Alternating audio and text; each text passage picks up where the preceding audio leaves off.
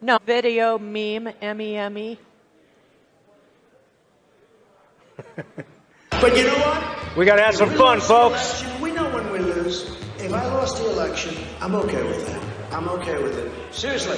The county has refused to produce the network routers, Sonny. The county refused to produce the network routers. When do we gotta get the routers, please?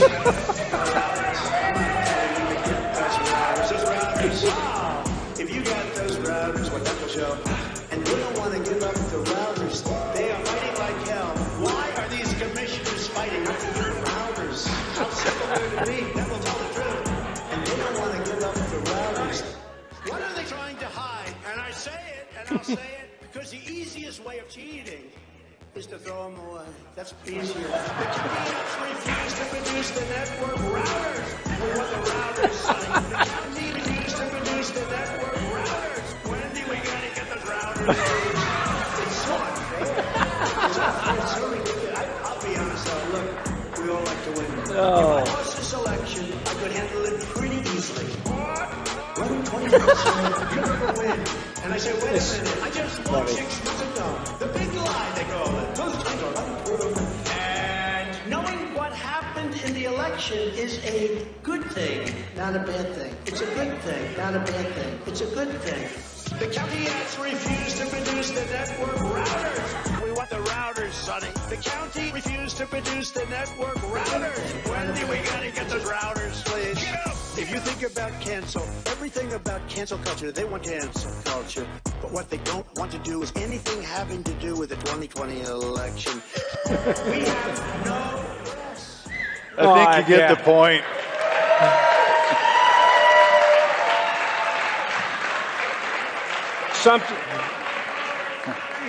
Sometimes life is too serious to be taken too seriously. So, you got to have some fun.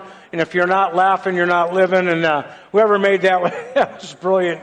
But anyway, what we're going to do is we're going to here's the Arizona experience. Okay, but first off, I want to start off with something. Actually, Wendy, can you read off this up until there? He's a Marine and I'm Air Force, so he wants me to read. Where's my Marines? Let's hear it from Marines. Hoorah!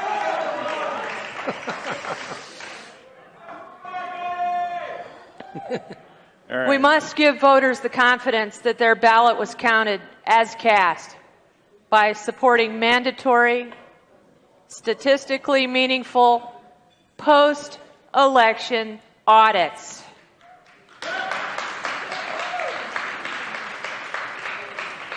And full transparency of all election results and data to ensure every eligible ballot is counted.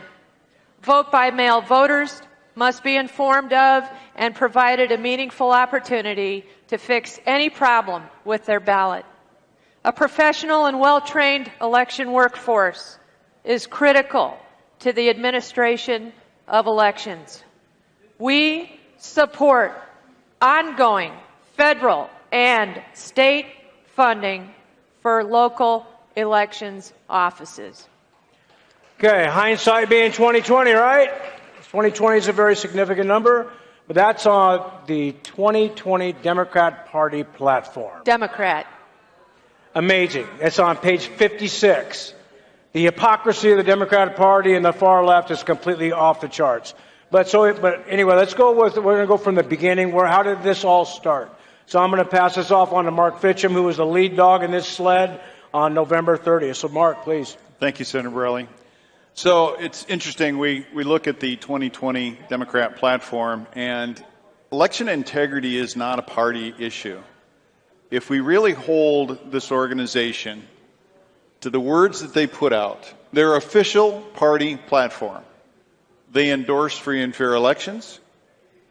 They endorse the idea that meaningful post-election audits should be conducted when there's a question and controversy, and that's exactly what we did. So beginning November 3rd, by about 3 o'clock in the afternoon, each one of us began to receive emails, and they totaled into the tens of thousands by the time we got to November 10th or 12th.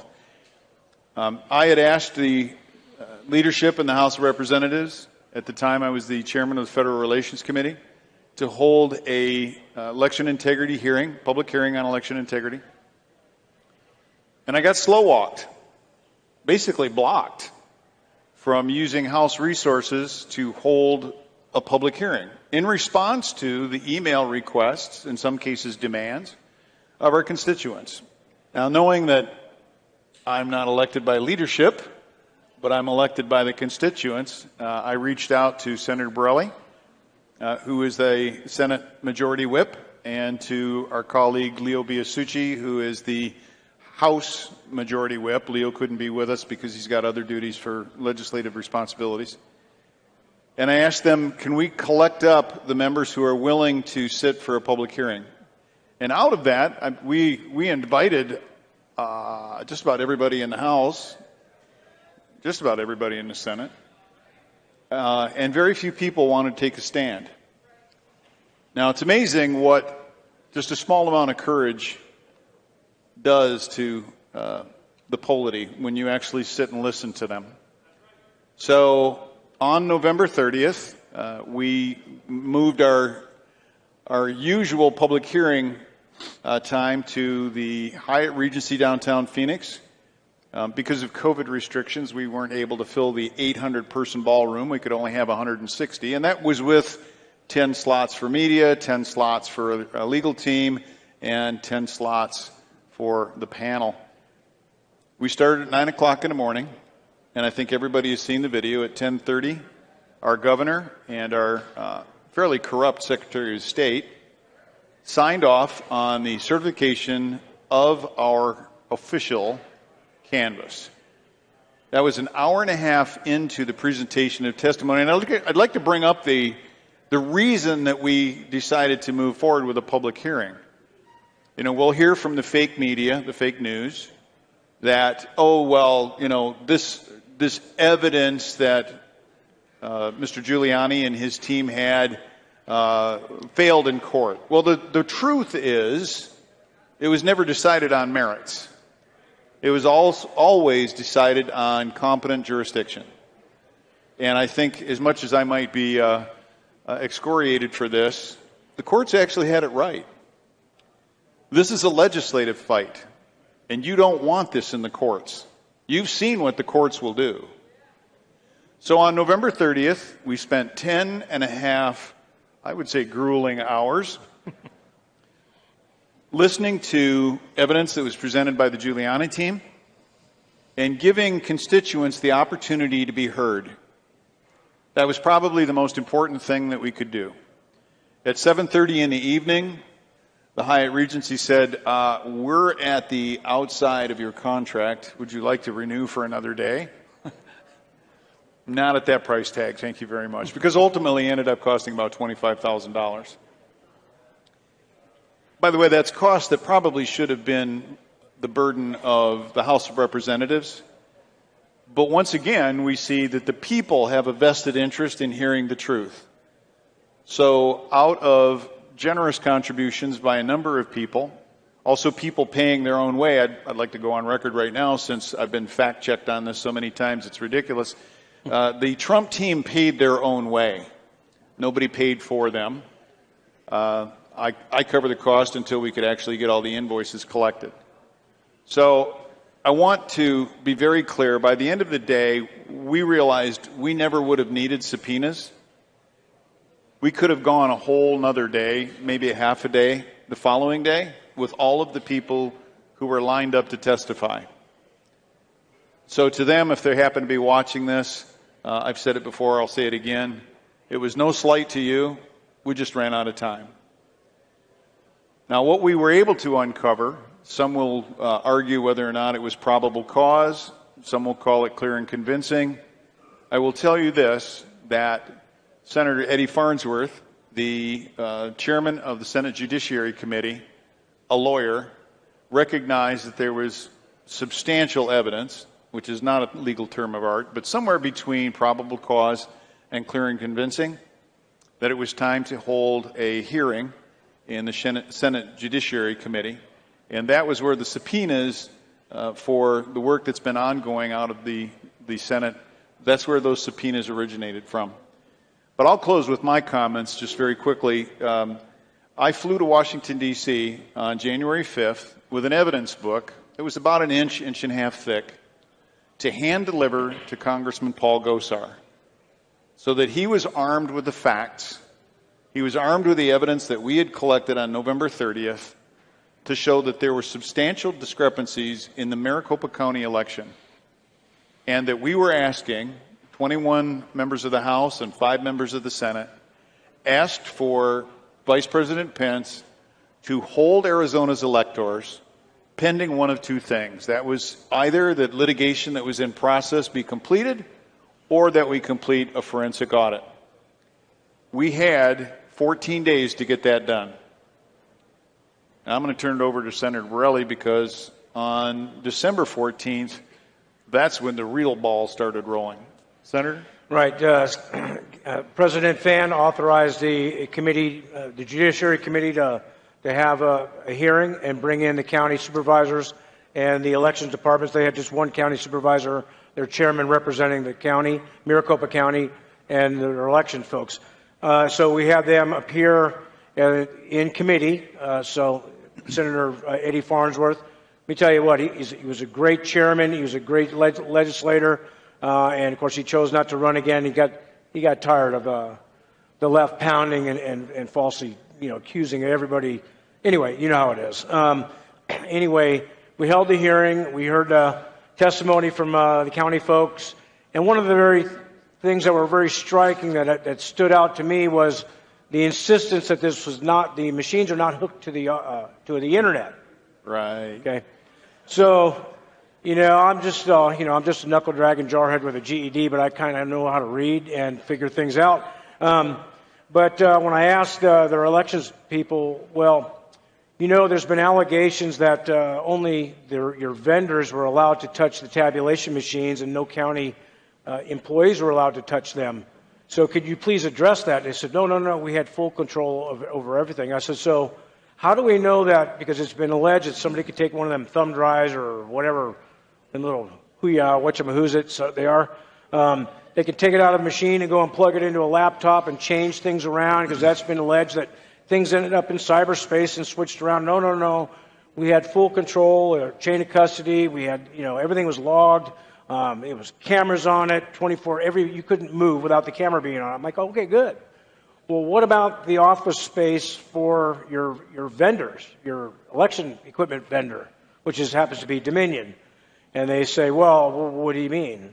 Do you have cameras in their office spaces? And they go, I don't understand the question. Well, it's quite a simple question. Do you have cameras in their office space? Because I recall watching a county supervisors meeting where one of the supervisors was either bragging or complaining about the county providing county taxpayer workspace for a third-party vendor in the elections department. And they said, oh, yeah, you're right. We do have a workspace for them. We have office space for them. I go, okay, good. Do you have security cameras in there? And they go, well, I don't understand the question. It's simple. How do we know that they didn't take one of them little thumb drives or whatever they are and stick it into SP cards or whatever the heck these things are, and stick it into one of their laptops and change something in cyberspace, because that's been alleged? Well, there's no internet. There's no internet hookup. Like, okay, well, here's the problem that I'm having. Because of COVID, we did not do our hearing at the Senate, in the Senate. We did it all via Zoom. So I have to rent a condo year-round in Phoenix, because I live 3 hours away. So I'm in the kitchen table, and I got my government laptop, and we're all doing this. I'm like, well, here's my problem. Well, I'm on a government laptop right now, and the only two wires that are plugged into this thing is the power cord and the mouse, because I'm old school. I got to use the old mouse. And they go, I says, but right now we're communicating during Wi-Fi. Isn't that the internet? And of course, dead silence from them. And of course, watching Eddie Farnsworth on the screen just kind of rocked back and just kind of grinned, because he knew exactly where I was going with this. And I said, so you cannot say with 100% accuracy that nothing got changed on the internet from anybody's laptop or anything, because anything can be hacked. Anything can be hacked. As a matter of fact, my phone is via Wi-Fi. How can you say that?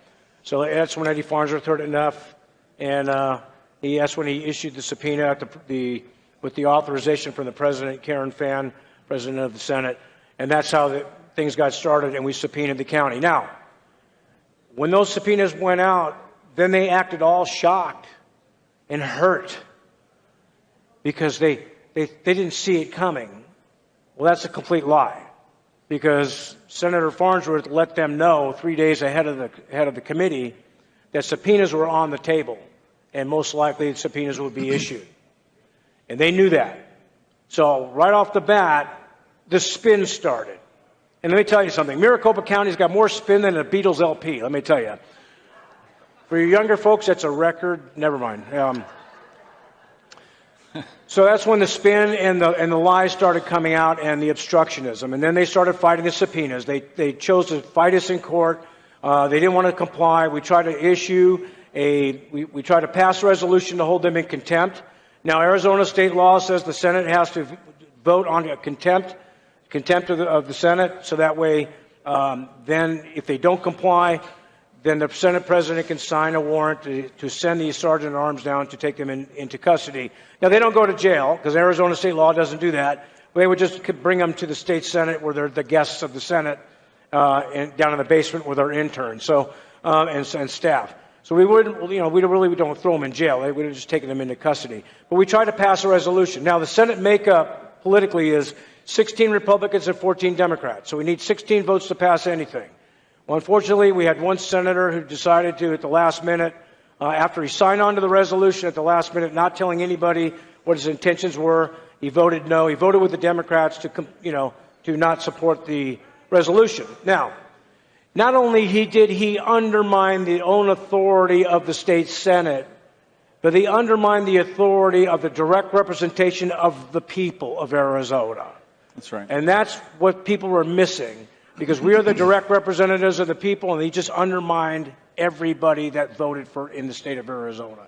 So anyway, so they chose to fight us. We went to court. The Attorney General filed an amicus brief, if you will. I don't know if that's the right word, but stating that our subpoenas are legal and enforceable. The judge concurred because that was the matter before the court. The question is, are our subpoenas legal and enforceable? And the judge concluded, yes, our subpoenas are legal and enforceable. And of course, the county said, okay, fine, we'll comply. Then they left the courtroom and they started complying a little bit. They didn't comply fully. Now, we chose to do the audit at the Maricopa County Election Center. We chose to do it there. That's where it should have been. That's where the election was held. That's where they came and they certified the machines, and they did a recertification of the machines after the election. And then they said they were going to do their own audit. Well, you can't audit yourself by having the same company that came out and certified equipment to come out and do another certification and call that an audit. Now, the Election Assistance Commission does not certify companies to do audits. They only certify companies to certify machines are acting properly at the time of inspection. Labs. What? They certify labs. They certify labs, right. But that's it. They don't certify companies to do audits. They can call it an audit, or you can call it a ham sandwich. We all know it's baloney, and that's exactly what they were. But so we started to do our own, and they wouldn't give it. So we started to move on that. We wanted, like I said, we wanted to do everything there on site. We wanted to get in there where the forensic cyber guys could go in there and check the equipment. They could have been in and out of there within a week. Just get the equipment, download the data they needed, and they would have been gone.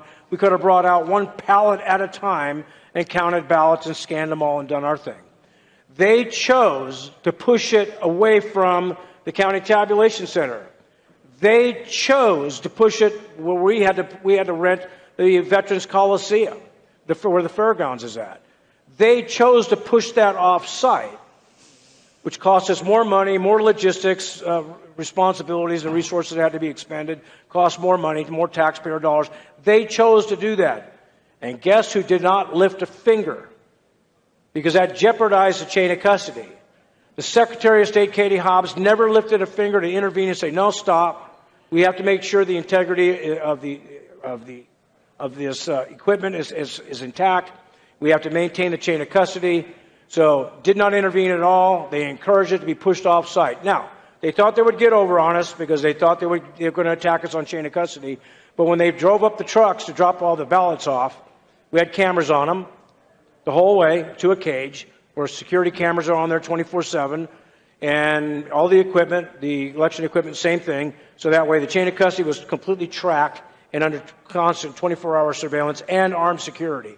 And I would add that helicopter overwatch of the trucks from the Maricopa County Center to the Veterans Coliseum, these guys were falling over themselves trying to get a better shot. So it was probably one of the best covered helicopter jobs in the history of our state. Yeah, I know. It's almost as bad as or almost as good as the president's motorcade. It was amazing. Just about.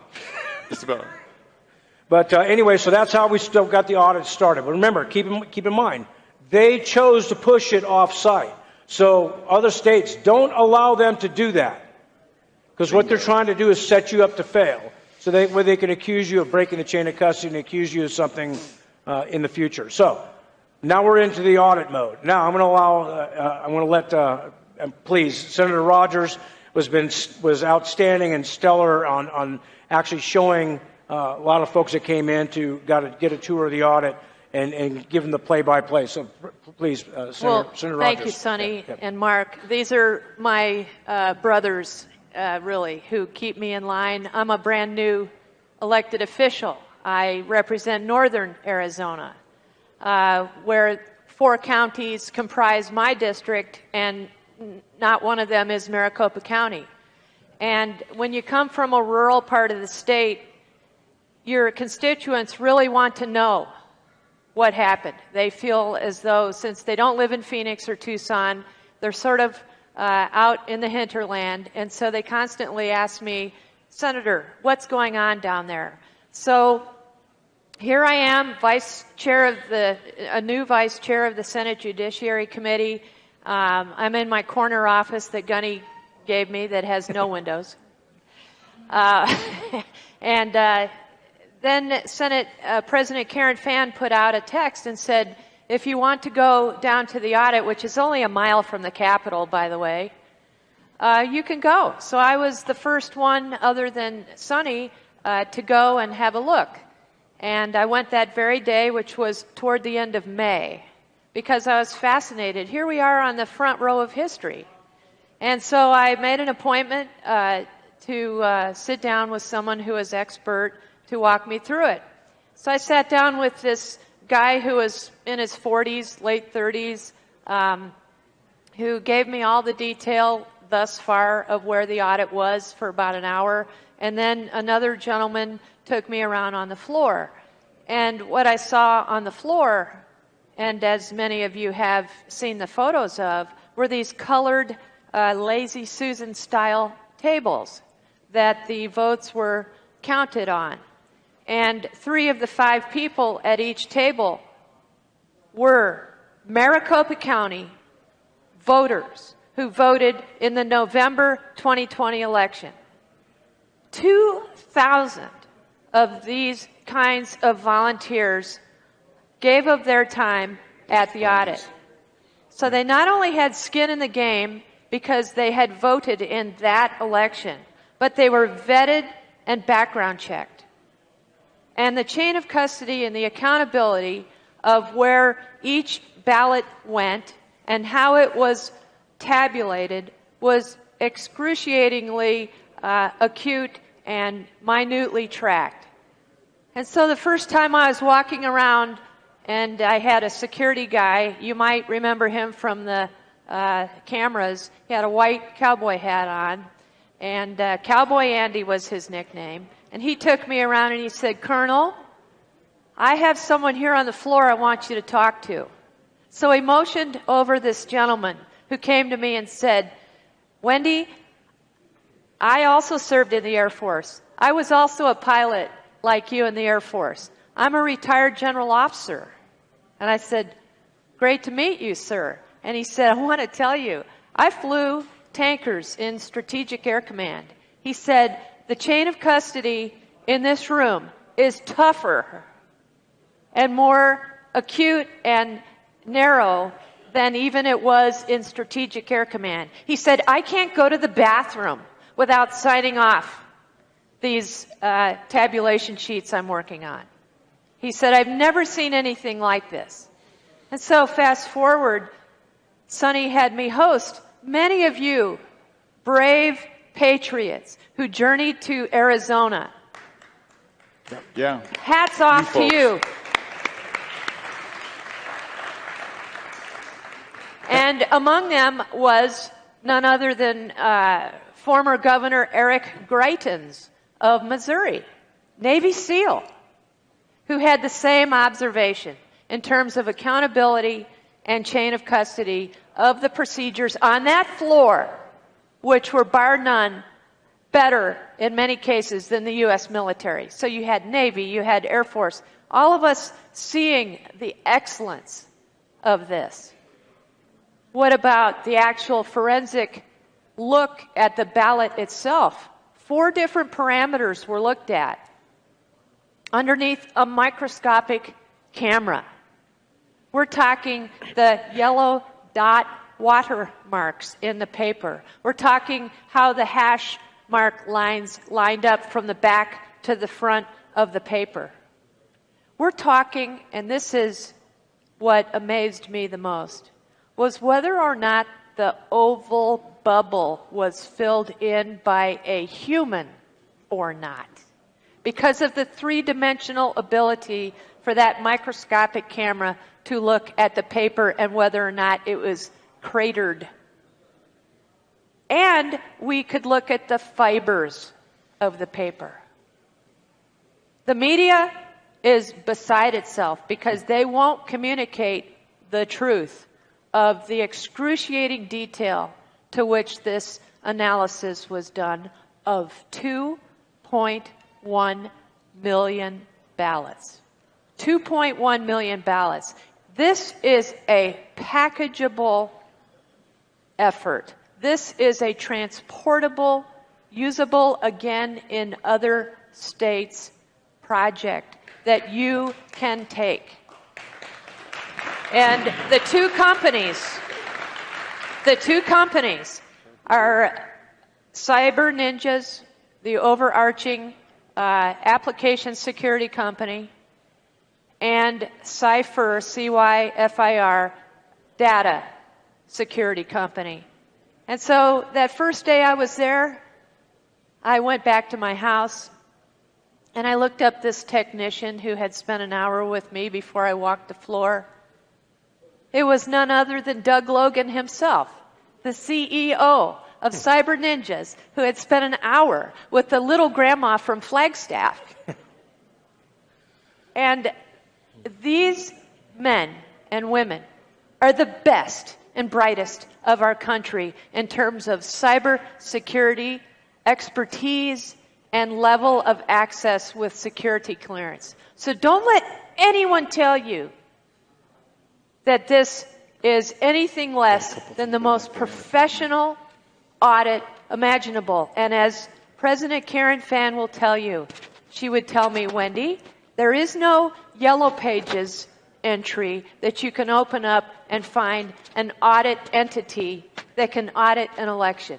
We had to put together experts from around the country at the behest of other secretaries of state and Senate presidents and the Federal Election Commission. She pulled Karen Fann, a woman with a steel spine from a rural district, just as we are, pulled these experts together dauntlessly, tirelessly, and got them hired.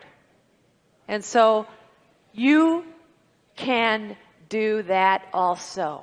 We are here to encourage you, to let you know that we will get to the truth and that you can do it in your states. That's right. Mark? So I would add that it's my understanding that the major auditing houses were contacted and asked if they would like to do the work. And the response was, we'll have to take a pass because we have government contracts that are at risk. What a surprise. The other thing that I want to make note of is, and Senator Rogers has teed this up very well, it's not just what was found in the audit itself, but it is the documents that have been discovered as a result of discovery and the process. Look, folks, you can either have fast or you can have accurate. Fast is a service to the media. Accuracy is a service to the people. Yeah.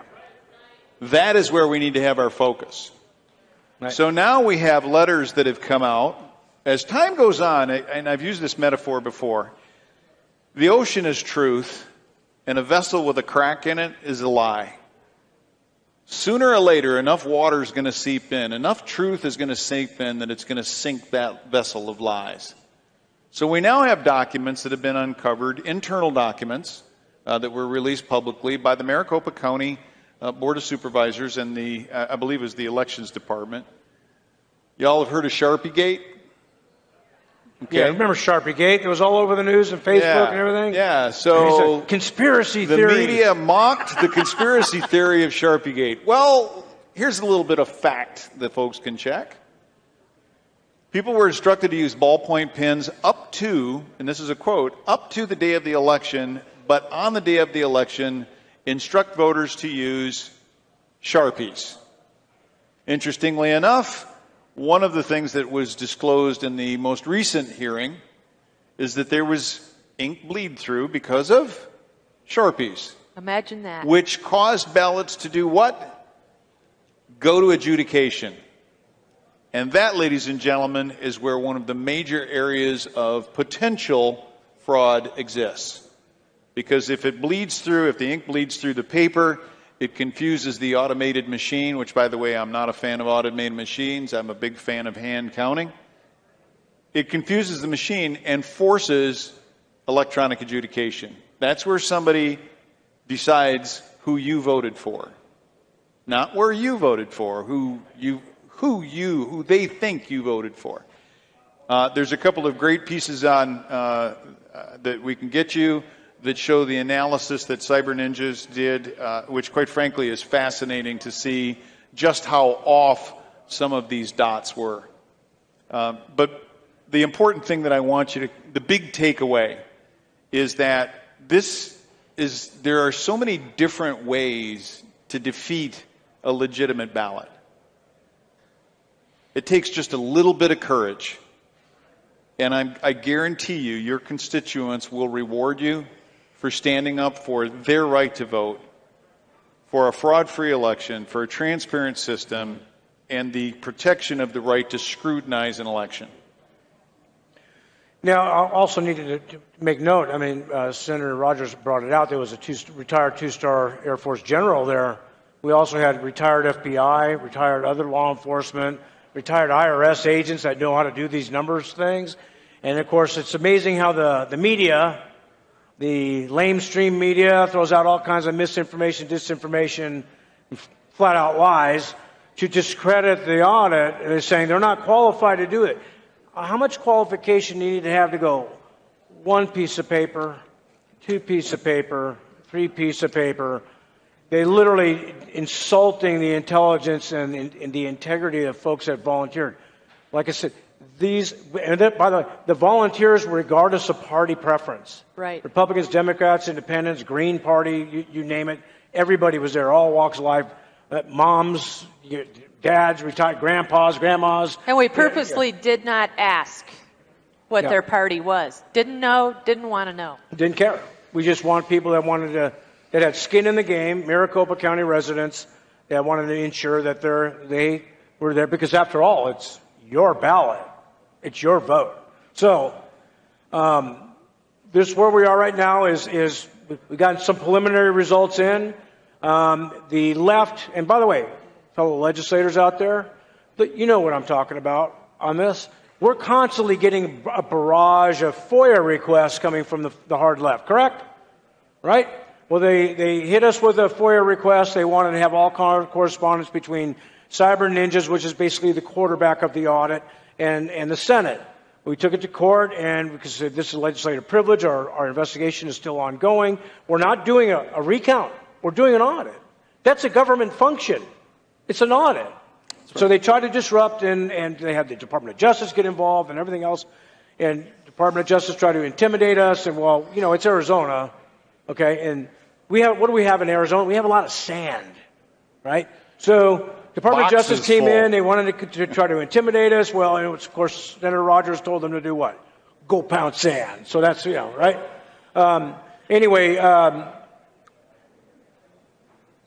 They hit us with these FOIA requests. The judges, the court said, no, they're an agent of the Senate, so therefore they have to comply. You have to, it's public record. You need to comply and disclose that. Okay. Well, President Fan, as great as she is, turned right around and hit the county with FOIA requests, Secretary of State's office, former county recorder's office, and Dominion, and hit them with FOIA requests, because what's good for the goose is good for the gander, because guess what? Dominion is a contracted agent of the county. She also hit him with another subpoena for more items and to reinforce the subpoena on the routers, passwords, and hardware tokens and spunk logs and stuff like that, and a bunch of other things that she requested. And to also Dominion hit them with a subpoena, and of course they're saying they're not going to comply. Well, you know, we knew this was coming, so I waited for Senator Fan to exhaust what she needed to do, and then, of course, I've got tired of it. Well, what happens when diplomacy breaks down with our government? What usually happens? You call in the Marines. We call in the military. Okay, I'll take that one. Yeah, call in the Marines. But we had a nice piece of legislation that passed through in 2016. It was Senate Bill 1487. And at the time, Senator Andy Biggs, well, he's the president of the Senate. Now he's in the U.S. House of Representatives, representing Arizona, I think 9th District or 5th District or whatever. Anyway, we passed this law that states if a county or city creates an ordinance or is not complying with state law, any legislator can request the Attorney General to do an investigation. If the Attorney General concludes the investigation that they are in violation of state law, or they have to rescind an ordinance that violates state law or contradicts, they have 30 days to remedy. In other words, fix it. If they don't, then the Attorney General shall notify the state treasurer to withhold 10% of their state shared revenue. That's a financial sanction. Now, for Maricopa County, that's a little over $61 million. That's not peanuts, but it's still a sanction. Also, they can be charged with a crime, because violation of a Senate subpoena is a Class 2 misdemeanor. And, of course, my request to the Attorney General had I saw multiple counts and violations of the Class 2 misdemeanor, so they can actually, hopefully they stack them up, and they do it concurrently, not consecutively, rather than concurrently. That'd be nice if they could just do never mind. Anyway. But, so this is where we are right now. I hit them with that last week, and on Friday, the Attorney General notified the county that this action is underway, an investigation is underway, and they have till the 20th of August to respond, and then we'll go from there. Now, and that's jail time and a fine. It could be jail, so they can be personally charged. I'm not sure about that. I'm not an attorney. I just play one on TV, but hopefully they can be charged with a crime, and that'd be nice, because they're not showing contempt towards just the Senate. They're showing contempt towards the voters of Arizona. This is ridiculous. Pardon? It was Senate Bill 1487, and it was passed in 2016. It was passed in 2016. In fact, if you want to look the language up for it, you can go to www.azleg.gov. Well, I got it right here. AZledge.gov. Yeah. Or you can just look up Arizona Revised Statute 41-194. And by the way, to you legislators who are in the audience and who may be watching online, this is probably one of the most powerful tools that has been handed to the Arizona legislature, because when a political subdivision, think about that, a political subdivision that exists because the state legislature has empowered them to exist, when that political subdivision chooses to act in a lawless manner, the legislature now has a tool that it can enforce the law. And I would add that this is a non-judicial procedure. You don't go in front of a judge. This is the fast track to compliance. You make the application with your complaint to the Attorney General. The Attorney General validates did it or did it not happen. If it did happen, the offending party has an opportunity to change their ways. If they don't, boom, it goes to the state treasurer and they pull back whatever that 10% number is. No judge involved. This is a no-nonsense tool that you can use. Now, it comes down to this. We're going to get this done. Eventually, it's going to get done, like Mark says. Do we want speed or do we want accuracy? We need accuracy because we got to make sure that our findings, whatever we find, is bulletproof because it's going to have to withstand any kind of court action. Bottom line is this: you have a right to scrutinize your elections. You have a First Amendment right to redress government. It's part of the First Amendment also, and for them to deny that and obstruct that is literally violation of their own oath of office. And to not comply is a complete disrespect and contempt towards the people that we are sworn to serve. We serve at the consent of the governed. And if they have no faith and trust and confidence in the process and procedures, then we are no longer a republic. We're a banana republic. And I kind of went on a little bit of rant yesterday about this. But somebody asked, well, what is this going to cost? What's it cost? Well, what does it cost if we don't do this and follow through? Auditing any government, this is a government function. Now, the one very thing that we have that sets us apart from all the other countries out there is the rights of the people to voice their concerns and actually select who the heck they want representing them. And that's the right to vote, and we need to make sure that. And a lot of blood, sweat, and tears went into establishing this country and doing this. And how much blood and treasure we spend overseas helping other countries get that right. So anyway, where do we go from here? We're going to get our audit completed, but you know what? We have to restore confidence in the 22 election. We have to come up with solutions. That's part of the audit process. We're finding out what needs to be done. We're getting to that we can do prospectively. But we also have something that we got something through passing the budget this year. I think Mike wants to. I got to interrupt you for a second. Yeah. Okay, everybody, come on, Phil. This just came out. It's Gateway Pundit. It's by Larry Johnson. And what he said, he goes, one of Mike Lindell's cyber experts bailed on the China hack theory earlier this week and spoke with the media. Why now? He goes down to say the cyber expert on the red team hired by Mike Lindell now says the key data underpinning the theory that China had attacked our election unveiled at the cyber symposium is illegitimate. That's a lie. Okay? China did it. Okay? It's a lie. So we're deflecting this lie and we're checking into it. The red team's checking into this Larry Johnson. It sounds like he's CIA, and is that correct? We say no.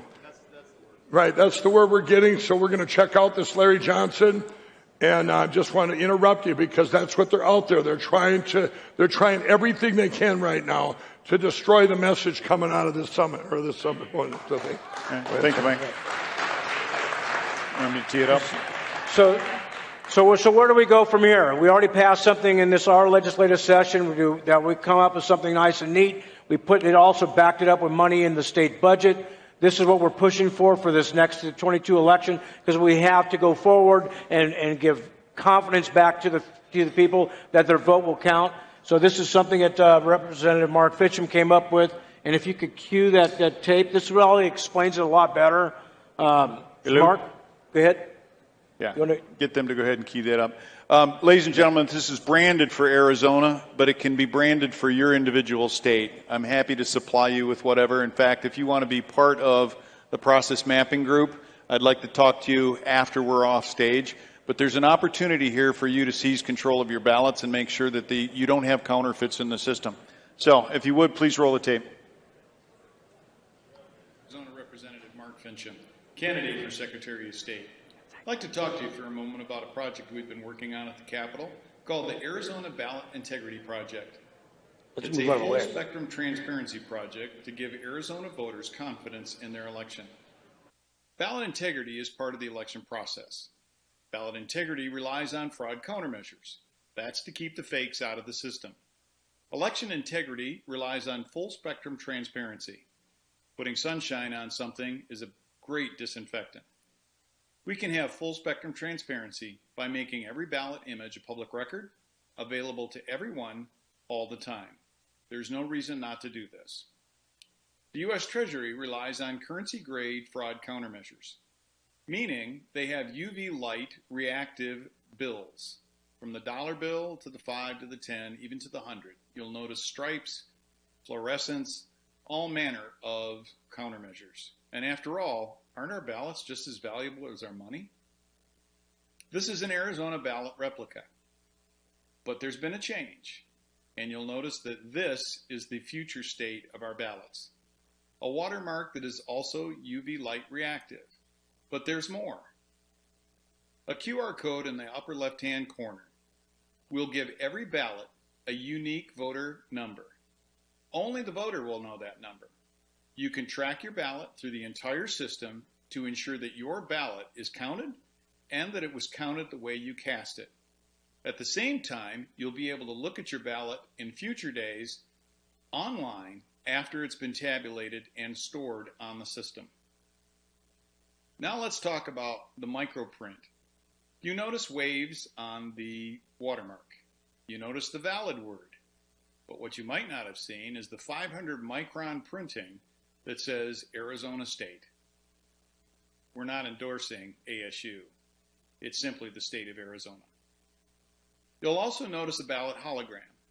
This is translucent mylar on the lower left-hand corner of the ballot. And it's built into the holographic watermark. So how much will all this cost? To have cost-effective ballot security, voter privacy protected, public record protection, a trust but verify system that supports ballot integrity, voter integrity, and election integrity. That's right, 25 cents a ballot. By making every ballot image available to everybody all the time, we come close to making the forensic audit obsolete. Voting should not be a question mark. Voting should be in secret, but the counting should never be. Let's put innovation to work for the people. My name is Mark Fincham, and I ask for your vote. Sorry about the campaign piece, but as you can see, the ballot fraud countermeasures are designed. There are both overt and covert countermeasures in this piece. Now, this is a direct output from some of the testimony that we took on November 30th. It is moving towards some of the things that we are finding out. The audit report is not out yet for the Senate, but we already know that this particular technology will assist in shutting down the potential for fake documents in the system. It will also allow, as we try to pursue the restoration of confidence in the election, one of the biggest things that we've gotten in feedback from our constituents is they said I voted, but I can't see my ballot. I don't know for sure that they actually coded my ballot. Did they code somebody else's? Or did somebody switch my ballot out for something else? I mean, we have a lot of work to do right now to restore election integrity and the confidence that voters have in the system. Now, there are a number of countermeasures that are in this document that we have not talked about on purpose. Those are covert, and I'd be happy to talk to you about them afterwards. So if you want to be a part of mapping this new process, by the way, this has nothing to do with counting the votes. This has everything to do with up to the moment that the votes are counted. And one of the things that we're now looking at, just as a high-level piece of the process, you validate that you've got the watermark, you scan a high-resolution image, you assign the unique ballot number to it, and then you put it out on a public ledger like blockchain, or there's another service that you can put it out on. But you make it so that a voter can go to a graphic user interface, block their IP address, go through a third party, and verify that the ballot that has their number, their individual ballot number, is the same ballot they submitted in the election. Once we do that, if we put the ballot image out online before it's counted, I guarantee you that the people who are looking at that precinct in that county are going to be all over that like ugly on an ape. They are going to want to make sure that their votes are being counted and that count matches with what the county elections officials are doing. Thank you very much.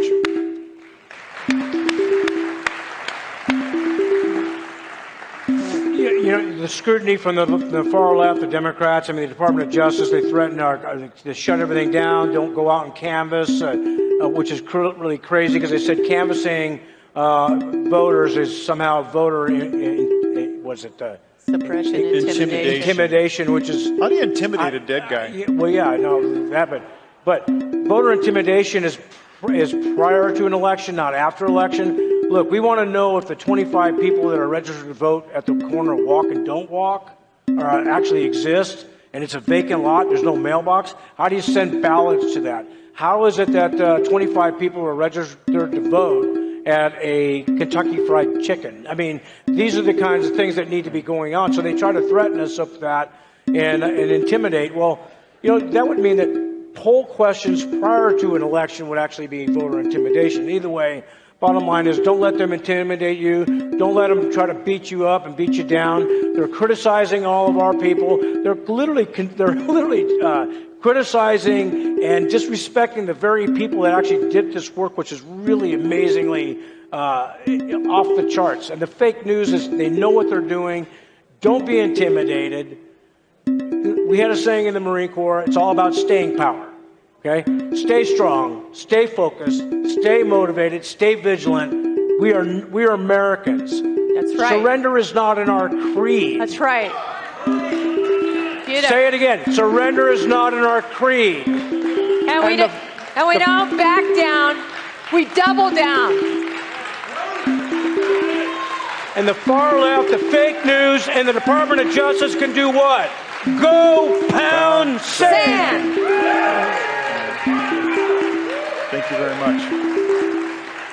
And you must command the narrative.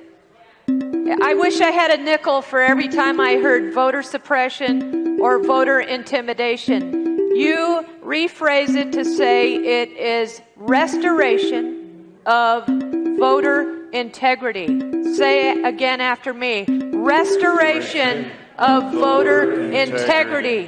You frame the narrative. You put it in the positive, and you command the narrative. And you double down. Every time you're attacked, you double down. Yep. One fraudulent vote suppresses the legal ballot. That's right. Okay? That, we got to finally step up, and we need to do this. I'm a proponent of paper ballot, hand count, precinct level, old school. Let's get it done. Mark, you got to finish up.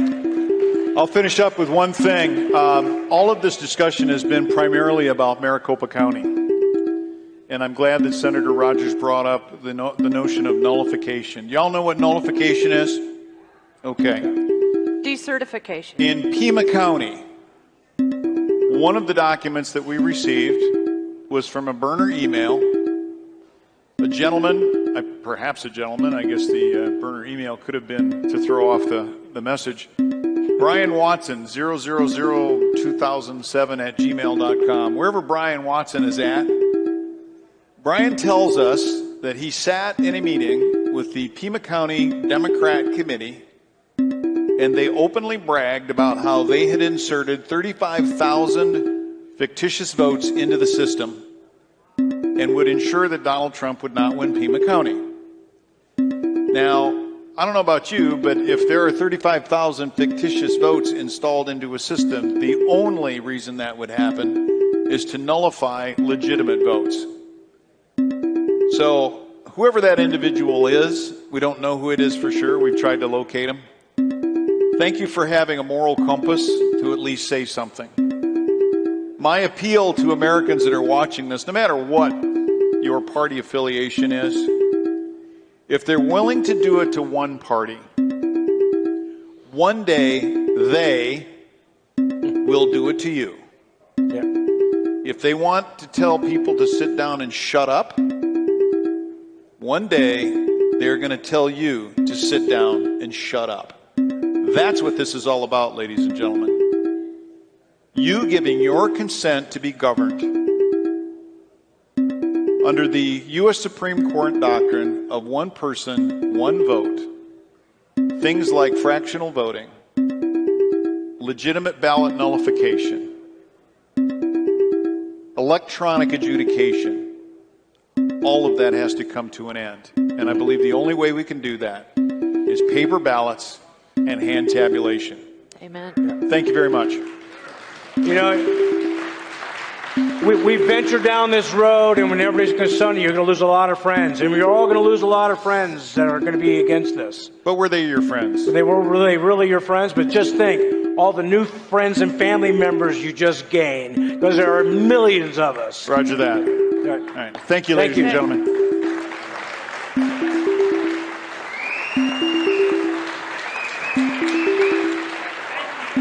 You bet, man.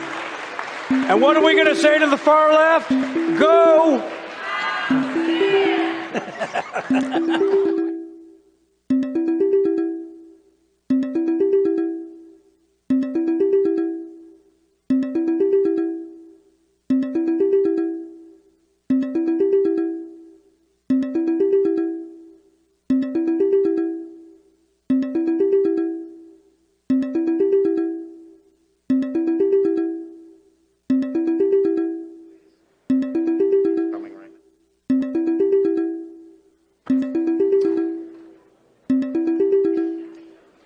Hey, everybody. I'm going to talk. We got Alan Dershowitz ready to Skype in, and I want to tell you what this is concerning.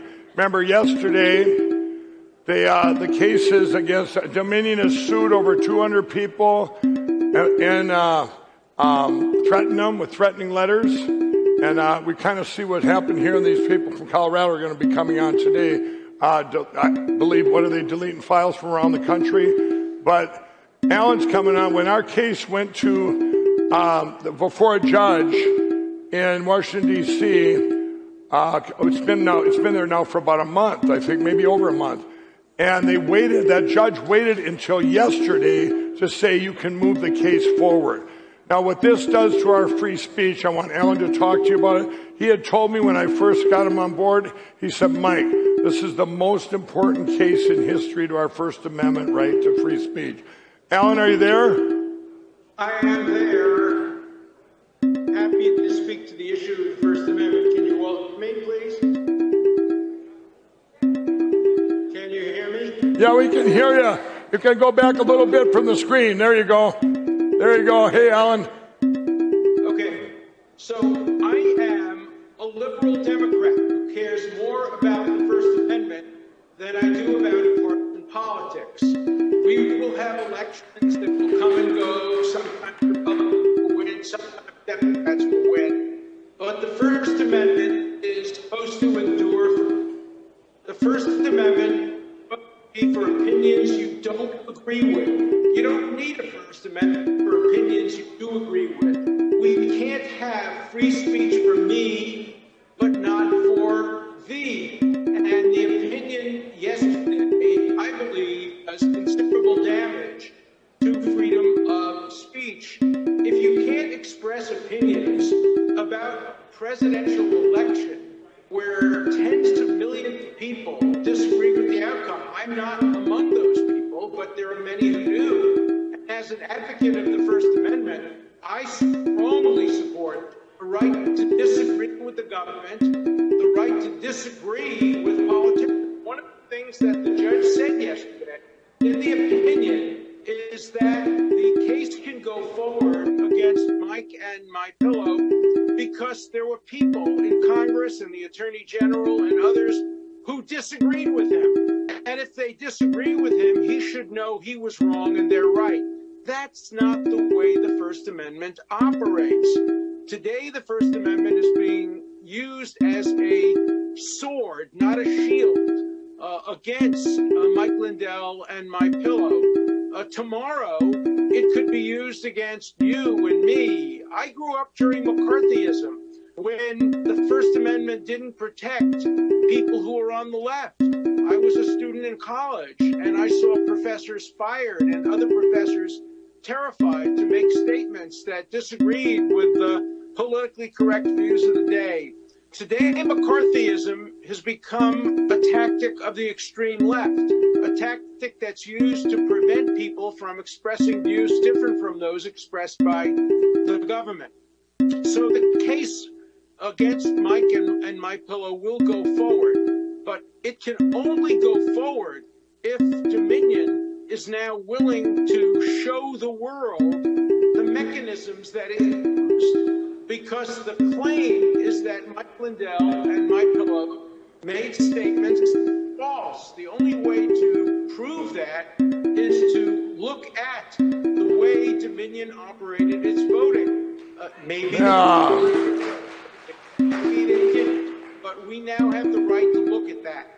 But the more fundamental issue, and the issue that I'm in this case for, the reason I agreed to become a lawyer in this case is because I care deeply about the First Amendment. And the First Amendment today is in great danger. It's in great danger from corporations, from universities. It's in great danger from the social media, from YouTube and from Facebook and from Twitter, that are censoring certain points of view and not other points of view. And now we have the court and the government engaged in censorship as well, because the court yesterday put its imprimatur on censorship by allowing this case to go forward. It should never have been allowed to go forward against Mike Lindell and MyPillow, because they expressed views which, not only in my opinion, but in the opinion of other eminent constitutional scholars who are with me on the briefs, are completely protected by the First Amendment. I was a law clerk back in 1963 and 1964 Supreme Court.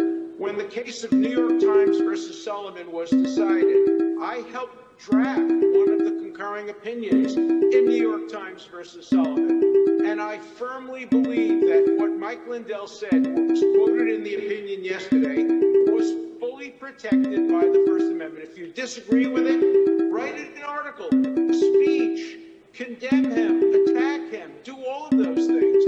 That's all protected by the First Amendment. But do not censor him, because if you censor him, you are weakening the First Amendment. And whatever is true of Mike Lindell and MyPillow's ability to speak is true of your ability to speak. Today, again, it's the election. Tomorrow it might be health and the vaccines and other issues, other controversial issues. It will be China. It will be Iran. It will be future elections. And yesterday was a bad day for the First Amendment. And I'm here to tell you that I hope that tomorrow and the tomorrows that follow will be the good days for the First Amendment, because Mike, hopefully, and MyPillow will win their cases going forward and will establish a nation saying they cannot censor debate about elections. If you disagree, disagree, but don't censor. If you're confident of your views, if Dominion is confident that it's right, the last thing it should do is sue. If you're confident you're right, go into the marketplace. Persuade people in the marketplace of ideas, but don't shut down the marketplace. And that's what happened yesterday. It was shut down. The marketplace of ideas was shut down. But we will continue to fight for the First Amendment. The First Amendment needs breathing room. There needs to be opportunities to argue against the government, to argue against conventional positions. And I will be there defending the First Amendment until, as long as the good Lord gives me the strength to fight for the First Amendment. And it doesn't matter to me whether I'm fighting for a conservative or a liberal, for a Republican or a Democrat, for a Trump supporter or an anti-Trump supporter.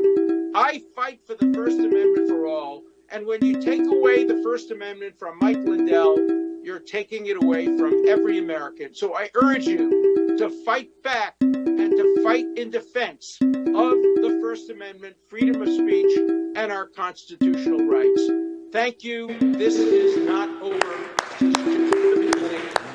Thank you, Dylan. God bless you.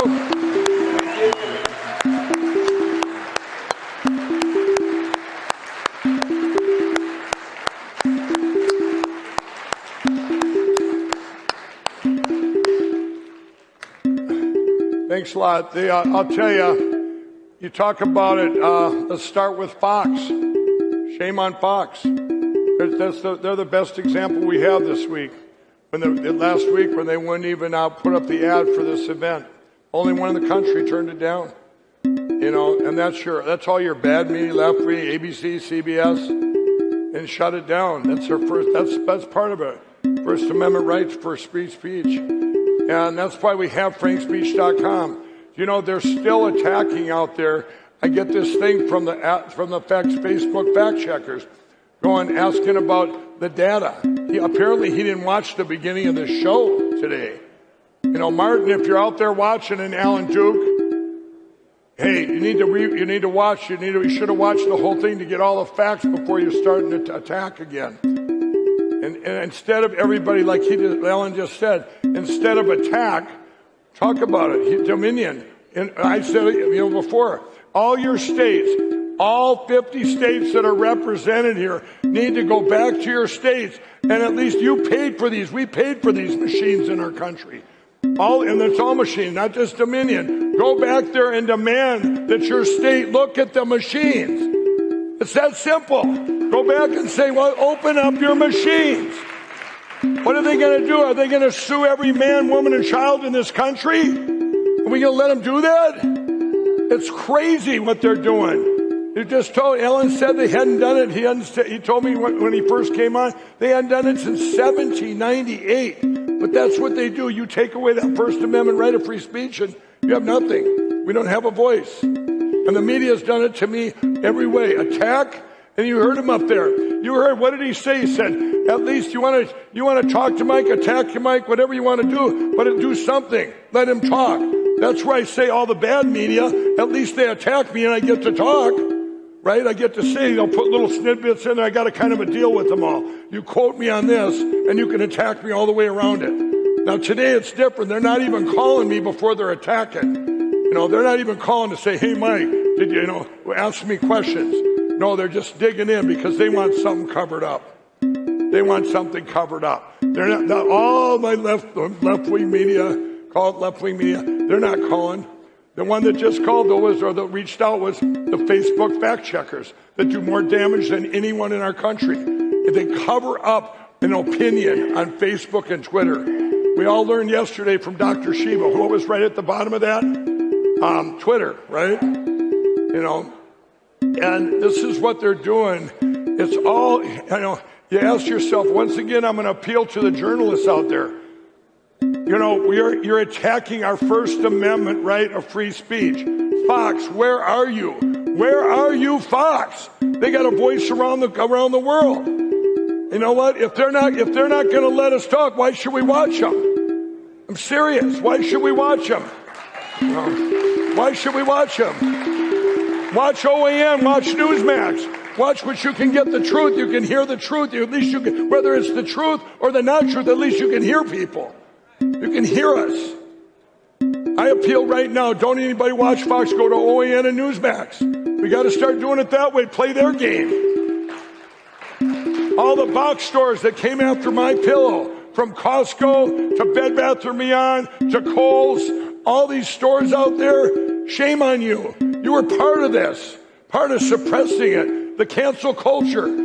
I was front and center, every box store, every shopping channel from QVC to HSN, Shop HQ in Minnesota, all of them. Now, were they cowards? Yeah, they were cowards, but they didn't want to be living in fear. Well, you know what? If they better stand up right now. Maybe they should apologize to our country.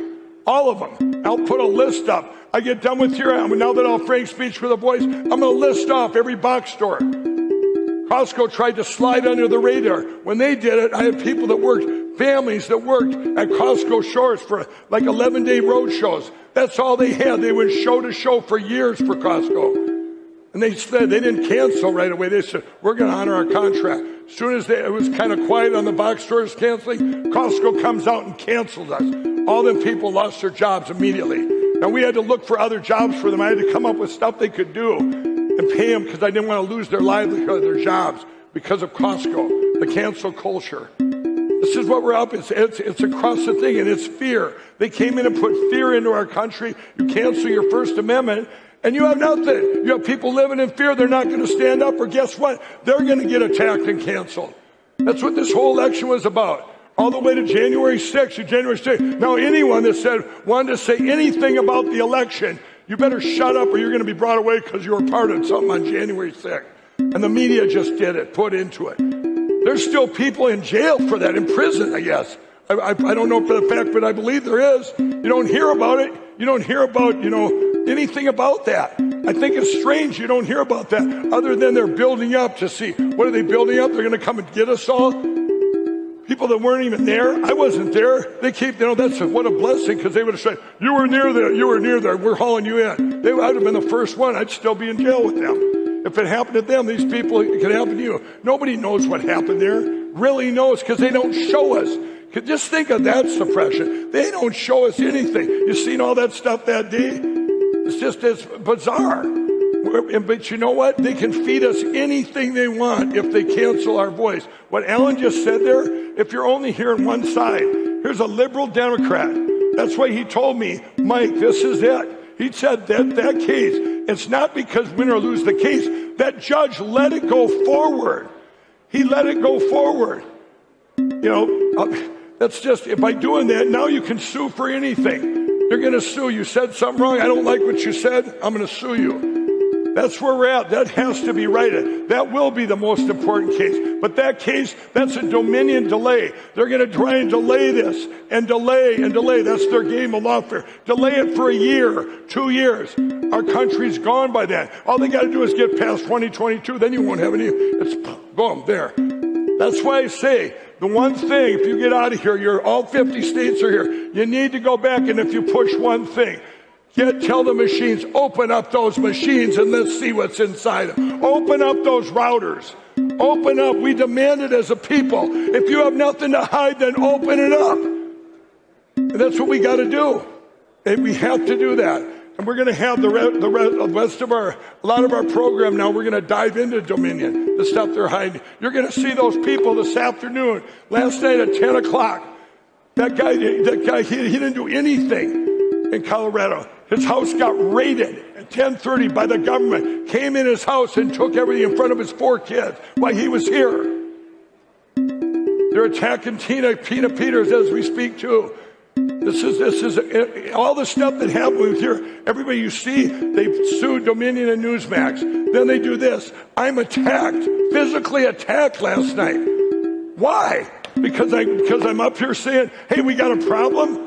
Show me Dominion, then just open it up. I got all this evidence. They compromised that. So you know what? So here, now maybe they'll quit attacking me physically because I'm going to give it to these guys, these red line. Let them red team them take care of it. Maybe I'd be protected. You know what I had to do for 3 months? I had to get on the bad news and say, hey, I'm not in Minnesota, to protect my family. I couldn't go home for 3 months and see my grandchildren.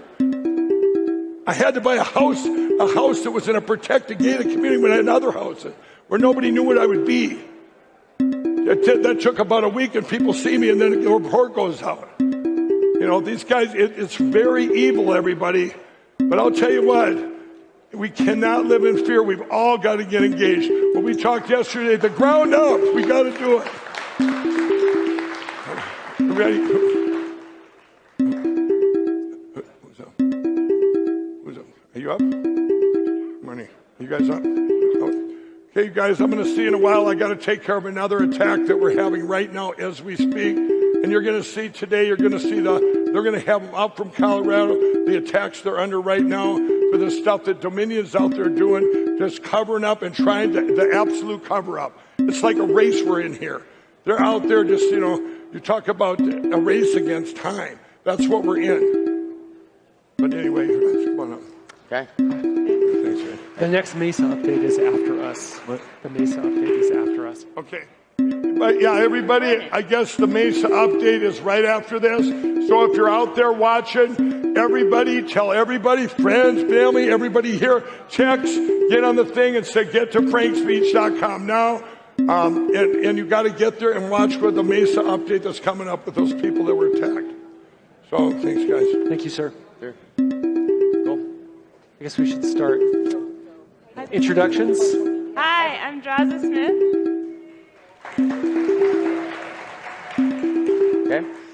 I'm Mark Cook. And I'm Sean Smith. Okay. Do you want to explain the diagram? This draws this diagram. So. Okay.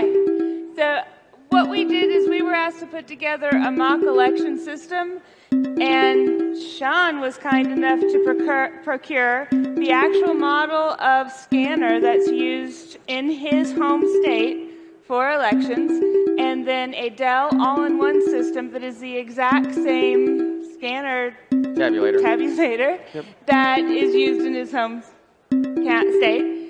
And then Mark wrote some scripts that pulled those ballot images into a counting program. We had support from someone offsite that did the OCR, optical character recognition. I really want to give her credit, but I didn't ask her if I could name her. So, yeah, but she's awesome. She is awesome. Great. Yeah. And so we put this all together, and this is the small diagram of what we had in the room for people to come in and see.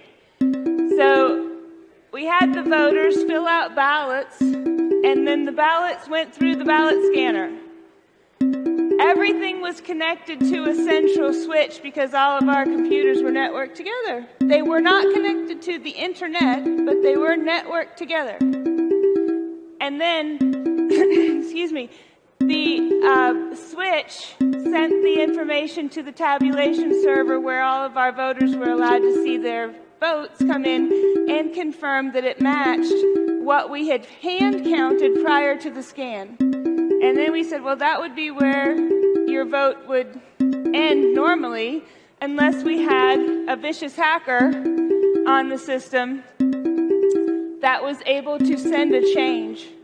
Then we had a little bit more magic go on, but we actually allowed everyone to audit their votes afterwards, and I think they were kind of surprised about their events. We did have a PCAP sniffer on there so that we were monitoring all of the traffic, but the traffic, unless you knew what was going on, it looked very similar to the traffic that was coming from the ballot scanner to the tabulation server.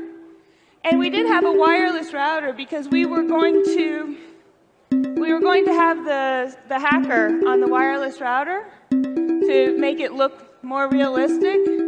And we had the wireless router in for about 10 minutes. And two of you from the audience hacked in. One went in and actually modified some of the software, and the other one went in and changed my administrative password on the router in 10 minutes. So it wasn't very secure at all.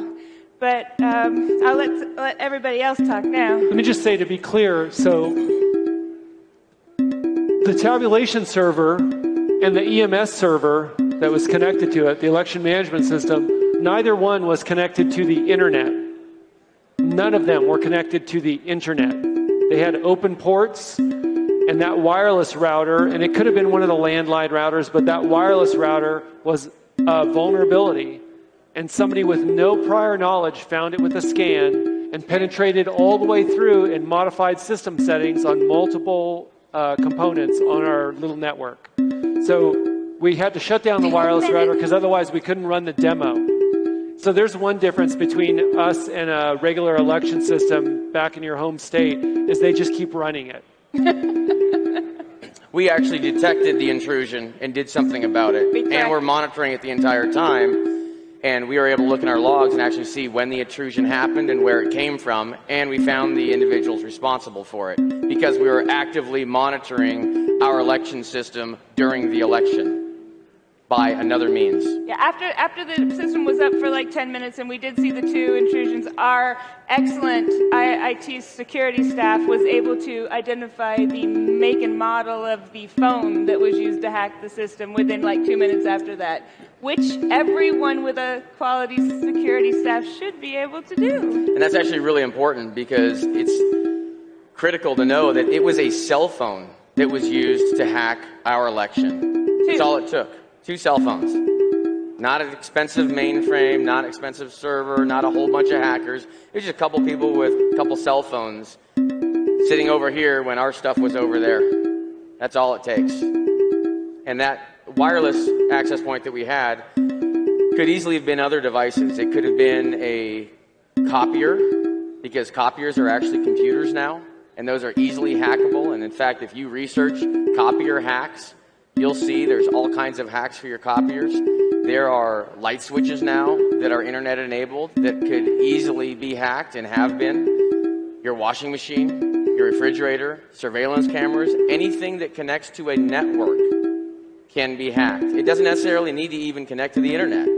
It can be hacked in a number of different ways. So the problem is it just exposes you so much when you have something that is networked in any way. So what we'll do now is we'll roll a video of the mock election in case you've missed it, so you can actually watch one happen, and then we'll explain some of the details behind it, and then we'll ask if you guys have any questions. So go ahead and roll the video, please. That is a mock-up of an election system, of a voting system.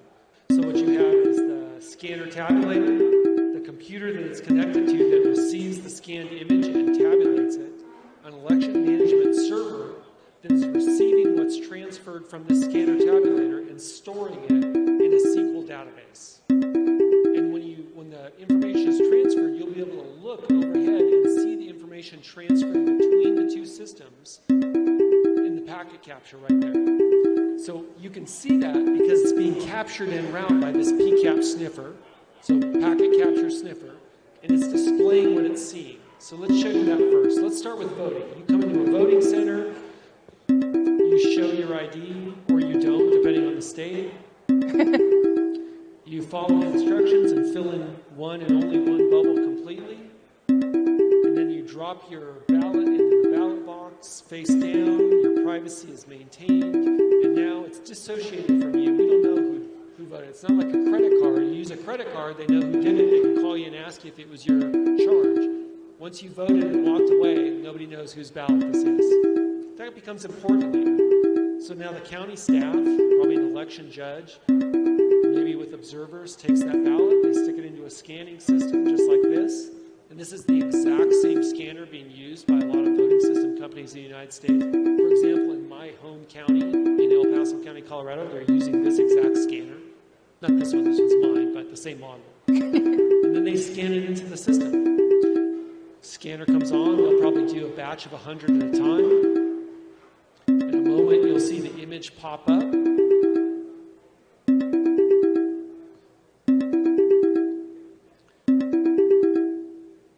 Scanner tells us it's out of paper, we know. And as soon as it's ready, we finish that process. It appears in this folder. It's ready to be transferred from the scanner and tabulator over to the election management server. Now I'm going to double click on this process, which will probably be automated on an actual voting system. This was just written up by these guys. This was all coded by these guys over the weekend. So as you watch up here, you'll see what you're seeing right now are keep alive. So there's no packets being transferred. This is just the machines saying, are you there? And the other one's saying, yeah. Are you there? And the other one's saying, yeah. And so then I double click, and now the ballot is being transferred. That's right, and the ballot's being transferred now, and you saw the packets flow in between the two systems. And you also see it down on this screen, which is just a smaller version of the upper screen. So now if we come back over here. Okay. So this is our election management server, and what we're going to do here is I'm going to click on this execute button, which runs this little script, and this little script just tells us what's in the database. So I'll click here, and is that your vote? Okay, sounds good. So that would be the end of it if this was a fair and free election here.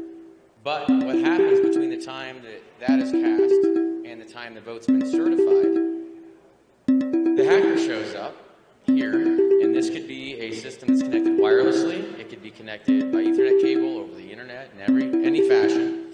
And this hacker can use some very simple software, SQL Server Management Studio, that they can download for free from Microsoft even.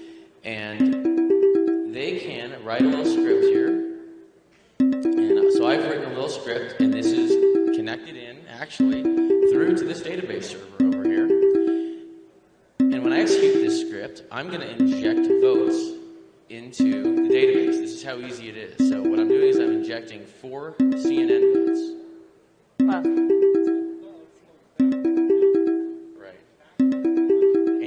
watch it here too. So when I click this mouse button, you're going to see those packets flash through, and there they are right here. SQL batch, response, SQL batch. So we just captured those packets of the 4 votes that were injected into the database over on the database server. So now we go over to the database server, and if I execute the same script again to see what's in the database, now we have 4 more votes that are in there. Instead of my 1 vote, now there's 4 votes. Yeah, 4 more votes, and yeah, total of 5 votes now, right? So now what we can do here is we can actually have the computer even count it for us. And that's what this script does here. And there we go. So we have a total for Facebook, 5, and Twitter, 0. So I voted Facebook 1 time. You guys were able to make it go from 1 to 5. Exactly. Added 4 more votes with the click of a button. Very easy. That's all it takes. So are you satisfied? Yes. Are you satisfied? Do you think it was a fair election? No, it was I'm satisfied with your demonstration, but no, it was not a fair election. Okay. Would you like an audit? Yes, I'd like an audit. We should probably do an audit. Yeah, let's go back to the paper ballots. Let's count them and see how many paper ballots we got. So we've got, let's see, 1 for Facebook. And we've got another 1 for Facebook. And 3. There's 3. 4. And 5. There's 1 for Twitter and 1 for Facebook. Wait a minute. Uh-oh. Does that match our tally? No. Do we have any votes in there? Huh. How did a vote for Twitter get in there that's not reflected in this tally? How did it? That's a good question. I have no idea. And just like any other election, if you don't watch every aspect of the election like a hawk, there's an opportunity for votes to be inserted or deleted. There's an opportunity for ballots to be inserted or deleted. So for example, if you have ballot drop boxes with cameras that are theoretically on them, and yet the video isn't watched constantly, there's no alarm system that tells them when the system's been opened, or you receive the ballots and there's no way to verify they were cast by an eligible voter, or they are verified through signature verification, but the machine does the signature verification, or an election judge does the signature verification, except that they're doing it with a database that was populated that's just as insecure as the voting machines themselves. So if those are our safeguards, then we don't have safeguards. Wow. Well, very good presentation. Thank you. Thank you. What you're looking at is a mock. I don't even remember that last part. Listen, the advantage of not lying is that you don't have to remember things, I guess. Okay, so you probably noticed or may have noticed some of it said CNN, some of it said Facebook, Twitter. We were running multiple sessions, and the first day was CNN, Fox. Second day was Twitter, Facebook. I came in at the last minute. I didn't realize these guys had changed it to Facebook, Twitter. So And I'm not as good a programmer as Mark, so I left some CNN and Fox in there. thanks. It's actually authentic, just like your regular voting systems. There's stuff from prior elections often left on it, and sometimes the people operating the election systems don't know how they've been programmed. Yeah, one person programs it, another person can make a change. So let's talk about the differences between our election system and the election systems in use around the country. Yeah, what about cost? This cost, I'd say maybe $20,000 in equipment, only because we got high-end laptops. You don't need supercomputers for it. The most expensive thing on the table were the laptops and then that scanner because we got off eBay. So maybe 1/10,000th the cost of a small state's election system. But all the fraud, all the same amount of fraud that you would get if you paid more. All the fraud. Yeah, so all the fraud at a fraction of the price. And how long did it take? And how long did it take for the programming and configuration? The whole time from start to finish, I think really just the programming side of it was about 6 hours, 6 hours? to I develop think this. That's about And right. it didn't take a million lines of code. No. And if anyone wants to see the source code, we've opened it up for anyone to look at because we feel that every citizen, should not only be able to examine the source code for their voting systems, but also every aspect of it, because we have nothing to hide. That's right. We've done I think 15 of these or 16 of these demos, and every single time the voters wanted to audit and they were able to audit it for themselves. I feel confident in saying we now have the most audited election system in the country. Every one of our elections that we had was audited. In fact, we were happy to audit the elections because we wanted to prove the validity of the data. Citizens got to inspect the ballots. Yeah, we had one audit, and this one lady, I don't see her, but she was very meticulous. She came over, she took all the ballots, she put them in her hand, she flipped them over to see if you could equally see the markers or pen marks going through, and she laid them all out, and then she looked at us, and she just looked so confused. It was incredible. I think so. The most poignant reaction is we had somebody. She's probably out here. I hope I won't embarrass her, but we had somebody move to tears. And honestly, if you're not upset, you either don't care or you're not paying attention. Yep. If you're not pissed off, you're not paying attention. True. So what we did at the end is, in order to add the additional ballots in, someone, while people weren't looking, just physically put them in. They stuffed the ballots in order to match the count. And not a single person in the past 2 days saw it happen, and they were 2 feet away. Can you imagine how anyone else is expected to know if someone stuffs ballots in? Behind cardboard boxes? Exactly. When they're not even there. These people were 2 feet away. They knew it was a mock election. They knew we were trying to demonstrate things. Not a single person noticed it. And we have a lot of very smart people here. Yes, we do. He was talking to people. That happens too. He was. So citizens challenge the election every single time. Every time we did a demo, citizens decided to challenge the election. They demanded an audit. If that happened, we wouldn't be sitting here. If that was happening across the country, we wouldn't be sitting here. The other thing is that, the first thing we would normally do, we only had one voter that time fill out a ballot, but most of the time we would have 10 or 12 voters in there at a time. And the first thing we would do before we ran the ballots through the machine and demonstrated all that was we would do a hand count of the paper ballots. The hand count of the paper ballots at the beginning was never wrong. The ballots never left chain of custody. The voters never took their eyes off them. They got to watch the count happen. And they knew the tally was right at the end, and they could verify it for themselves. We could do that across the country right now. We used to do that. And if we had been doing that, this election and all the discussion about it would have been done in about 2 days. There are elections. It's not up to the vendors. It's not up to the elected officials that won't stand with the citizens. It's up to us. Yeah. And we can do it. We can go home and demand it. And we should. And our election officials are not bad people. They are good people, most all of them, trying to do a good job for the people they represent. The problem is they are beholden to the vendors. They are beholden to the vendors that actually provide the software, and they are sometimes forced to buy it and coerced into buying it, probably for a reason. And they don't know what to do. They don't know where to go. So they need us to help stand behind them to make sure we fix this problem and get back to a fair election system that they can stand behind and know they're doing a good job for their citizens. Yeah, nobody is coming to save us. We're coming to save us. Right. Okay, it's us. We have to watch the legislation being passed and the restrictions being put on our public officials. Back in our state, our Secretary of State is trying to impose a lot of restrictions that drive you inevitably, what's the wording? Invariably towards the same object, right? Like the Declaration of Independence. It's like in Texas. Texas citizens didn't all demand wind turbines. They had a regulatory environment that suppressed other kinds of and restricted other kinds of energy generation. And they had a grant and funding structure that pushed them towards that. And that's how they ended up with wind turbines and solar that they were dependent on that almost crashed their grid.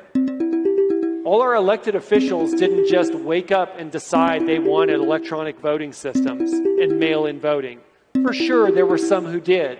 Citizens for sure didn't demand it, but they sold it to everybody with convenience and efficiency and cost effectiveness. When is our government concerned about efficiency and cost effectiveness? Is this really the place in elections? This is where we're going to cut corners and save some money?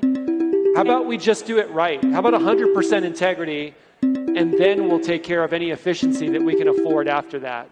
We can't even afford for this fraud. It'd be far cheaper to actually have a fair and free election than to deal with fraud like this that's turned the whole country into this over the past year. This is absurd. Are we going to do this every 2 years or 4 years? We can't do this. This is BS. But we can fix it. We have a path forward. We can fix it right now. And the answer is we have to get rid of electronic voting systems. And to go along with what they're both saying, when you look at some of the laws and some of the rules that are being put in place, like Sean was just saying, it drives you that. Why is there a time limit for you to report your votes? Why do you have to have your votes in like weeks before electors have to get selected? Why? There's no reason. Why do you have to have, certain things, certain regulations that are putting in place are driving to, why are our precincts so big in many states and counties?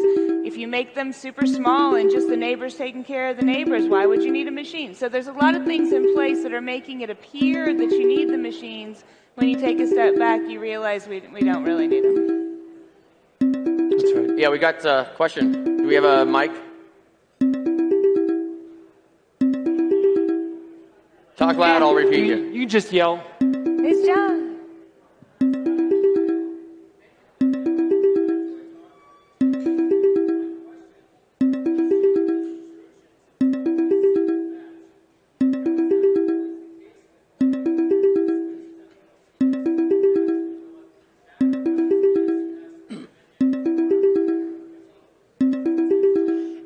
It depends on the method that they use. Just repeat the question. I'll repeat the question. So what he asked was, will we always see SQL batch in the packet capture if there is a manipulation? And the answer to that is no.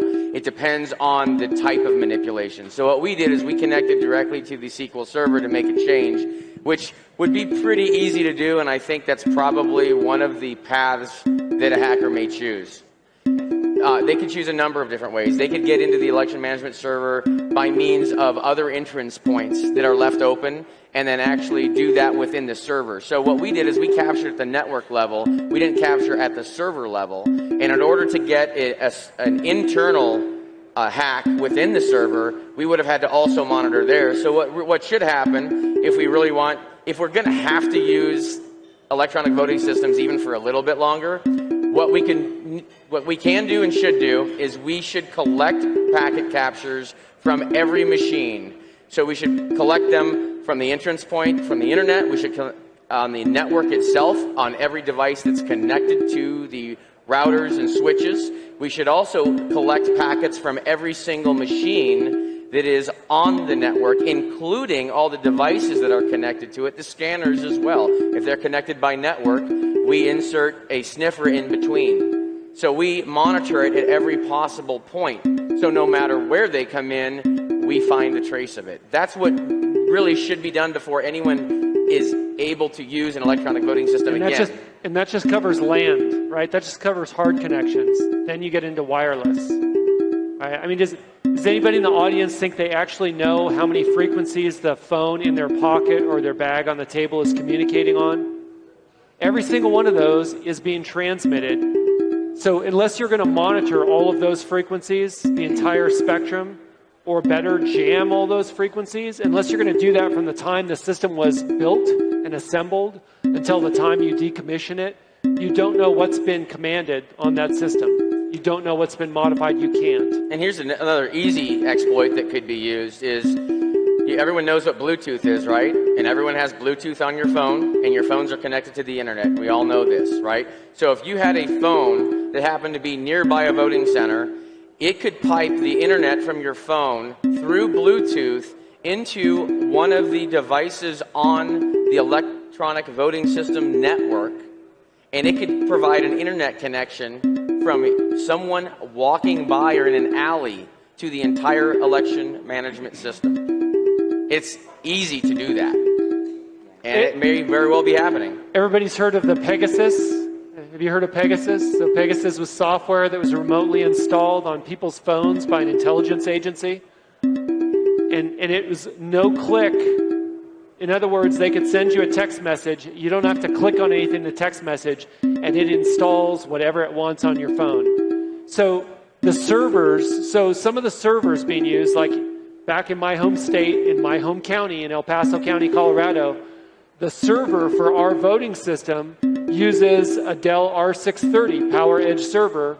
That PowerEdge server in the bezel has near-field communication capability.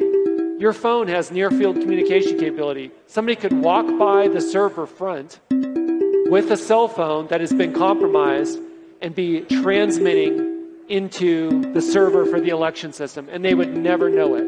And this is the risk of... So we've been sold on the idea, our elected officials have been told that we're using COTS. We're using commercial off the shelf. That doesn't protect anybody. In the first place, these aren't COTS. If you order it in the configuration you're asking for, that's not COTS. That's built for you. That's a custom configuration. That's right. In the second place, they're running all kinds of software and hardware that nobody has secured. You really want to scare yourself, look up the site CVE. Just search for CVE, Charlie Victor Echo. Those are vulnerabilities that are known for hardware and software. There are thousands and thousands that apply to the hardware and software used for our voting systems.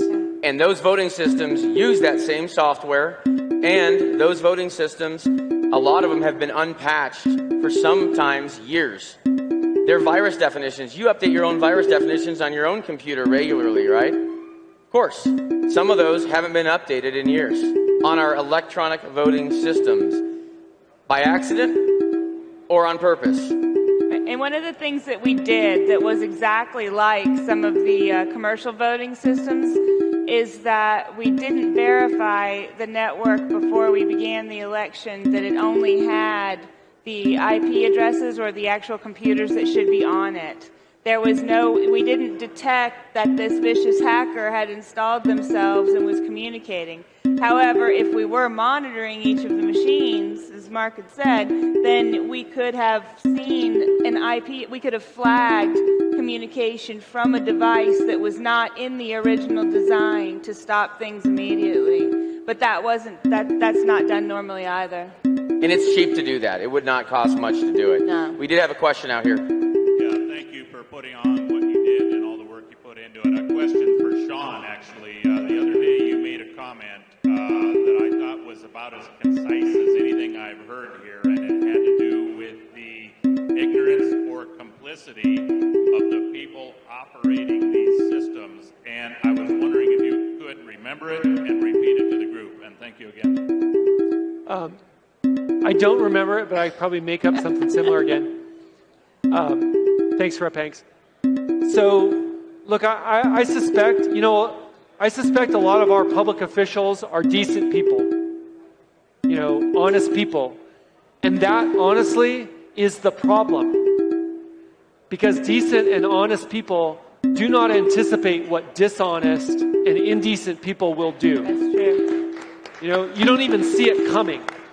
Right? So if we go and start talking about these vulnerabilities, it's like we're talking in a foreign language because everyone else, the professional associations, the secretaries of state and their staff in many cases, the vendors, they get all this reinforcement, the real disinformation, telling them that it was secure. Right? This was the most secure election in U.S. history, right? By what metric? Which one of those guys saying that went and looked at even a single piece of equipment?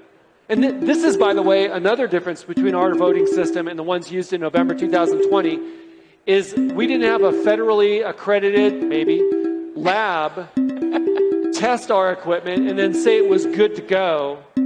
We had to find it ourselves, and only because we looked for it. If you're not looking for the fraud and vulnerability, you'll never find it. And anybody who is telling you that these systems are secure is a liar or a fool. Not a fool in the sense of like a jester, but they've been fooled. They've been fooled. If you haven't been fooled, all you have to do to change the course of history is go back and tell your public officials what you want. Tell other citizens what you know, and demand what is our birthright. That's all you have to do. It's in our hands. It's not in their hands. Yeah, these systems are expected to be put together and managed by IT staffs at our county offices and by volunteers. How many of them are cybersecurity experts? Probably none of them. So they do their best, and then they have a third party come in to validate that they've done a good job, and these people are lying to them. So I don't know how anyone in good conscience could tell these people that their systems are secure, because there's just no way they are. Right, and I know that the people go through training. But I remember when I was a young engineer, I had this absolutely wonderful mentor, and he would teach me something, and then I'd have a problem, and I'd get stuck on it, and I'd work, and he'd come over and he goes, "Oh, you just do this, and the problem would be solved." And I'd say, "How?" And he'd say, "Just because I trained you everything you know doesn't mean I trained you everything I know." And I truly think that that's the way the Dominion training is done as well, because even though they train the people on the staff, the systems that they provide are so intentionally and unnecessarily complicated that it obfuscates a lot of the things that go on. Absolutely. We had, now, ma'am, you had raised your hand earlier. Would you like to comment? We have a mic in the green over here. Thank you. I bet she could yell. Maybe. The screen was going so fast, but it looked like when the 4 new ballots were entered, it didn't have a precinct or some of the same information that was on the original, the true one. It did, because we hadn't reset it yet and hadn't cleared it, so it was showing just previous information there. That's just an artifact of we didn't hit the clear button before we started it. But also back home, you probably wouldn't be able to observe that on your voting system. Yeah, you would never see that back home. And that does happen. But we need people like you to be poll watchers to keep him straight, because it shouldn't have been that way. He was being sloppy. He was actually up here on stage, and we were monkeying around with the code he wrote. So I want to know then, if you went back and looked at the votes, how would those 4 that were blank, that didn't show a precinct, would that actually tie to a phantom voter, or how would they justify where did those 4? If you're trying to prove that it's all valid. Can I get that? Yeah. So in my home state, right, we have public officials parroting the line that our election's the gold standard. I have some words about that, but they're profane. And so what we hear over and over again is that, oh, we've got the paper ballots, right? We're secure. We got that safeguard, the paper ballots. They've never gone back and verified all the paper ballots. What they did in Maricopa is the best audit that has ever been done on an election in the world. And they showed it all. They showed it all on TV for everybody to watch. That's never been done. If it's a safeguard, why can't we see it? Our Secretary of State, like a lot of Secretaries of State, is busy trying to keep us from getting access to do the verification ourselves. Our election, the only reason they're required to keep the records is so that we can see it for ourselves. They have mistaken themselves for rulers, and they are supposed to be servants. And we're going to explain it to them. If our elections are supposed to be the most secure elections, why won't they prove it? Why won't they let us see this? What is the big secret? Why do we have to fight to see our ballots? The big secret is in that word, because they keep using that word, and I can use that word secure in a sentence, right? That the absolute total amount of fraud that was present in the election made sure that these candidates that were selected were secure to victory. Here's another thing, so that, Minion Voting Systems is never going to sue anybody for talking about what you saw on the video. Nobody here talk all you want about it. Some voting systems in the United States, the companies will sue you if you say their company name and say there might be a problem. You can literally read their manuals out loud and describe what their manuals say. You can show screens that show they have components in them that they have told us they don't have, settings they don't have, and you'll get sued. But minion voting systems that we put together will never sue you, say all you want about it. In fact, if you ask any questions, we are happy to answer them, and please come check it out yourself, because we are proud that our system is open to you. Do you have a question, sir? You may have covered this before I got here, but what about paper ballots tabulated by machine that's not connected to the internet? And obviously like a watermark on the paper ballot, so go back and make sure they didn't stuff it. Because if you have a bunch of races, I mean, all ballots have a lot of people you vote for. They count those manually. Each race would take a lot of time. Could you hear the question? Can you repeat the question? Should there be watermarks? What if there were watermarks? No. Oh, you didn't hear me. No, sir, it's a little bit hard to hear. Okay. Oh, there. Better. Okay, you may have covered this before I got here, but what about a system kind of like our standardized tests we take in school, where you fill in the bubble and it's counted by a tabulator that's not connected to the internet? Got it. Okay. Yes, the systems could be greatly simplified, and those tabulators could just be counters only. Just counters to assist counting, not connected to the internet, no physical way to even connect to a network. They could just be dumb counters, and that is all, which may help people count faster than doing it by hand, and that could easily be done. The other thing that I found odd that I thought of when you said that is these computers that the election voting systems or electronic voting systems are using, they all have USB ports and COM ports and FireWire ports maybe and Bluetooth. They have all these ports that you can connect to other things.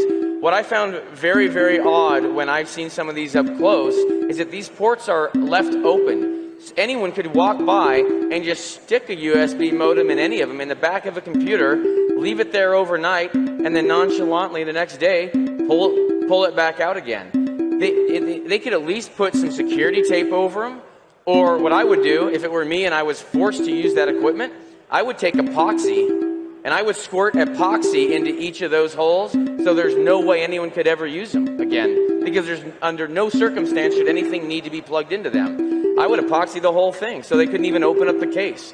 But what's odd is they're almost left in a state that they're completely open in every possible way.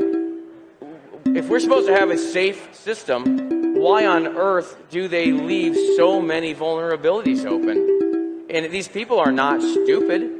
They're talking about encryption and all the security that they built into their software, but then they leave a USB port wide open where anyone can just plug anything they want into it. They could change all the code on the computer. Give me a break. I've been doing IT for 30 years. That's IT 101. If you don't have physical security, you have nothing. And these guys have left every possible opening open. And speaking of physical security, if you heard of trying to put the horse back in the barn, these systems are mostly built overseas before they're loaded with the proprietary software from the vendors. We don't have any supply chain security if they're built overseas. You don't know what's built into them. And you can look this up on the internet. I think it was 2018. Amazon and Apple are pretty serious about their security. It's their business, right? If they don't have security, if they don't own their data, they don't have a business. And yet, they bought motherboards that were assembled in the People's Republic of China by a company called Supermicro that had inserted a device on those motherboards that looked like a power coupler. In other words, it wasn't supposed to be a transmitter, but it was. And they were getting the data off-boarded, sent away from their servers. They had to find it on their own.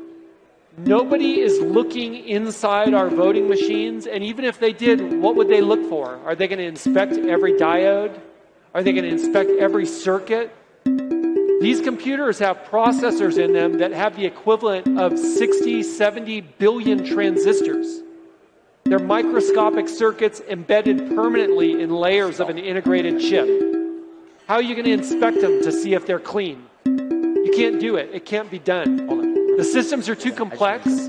Even good people, honest people, do not have the capability to see that these systems are secure. And the safeguards Mark is talking about, those are the basics, and they won't be enough. We could do all of that, and it could just be, a Potemkin village. It could just be a false front, a placebo that reassures us that we've done what we could. And I think that's what a lot of people do. A lot of election officials follow the procedures they're given, and they think that they're doing the right thing because they're following the procedures, and then they say the election was secure, and the poll watchers and election judges watch, and they say, yeah, they followed the procedures, it's secure.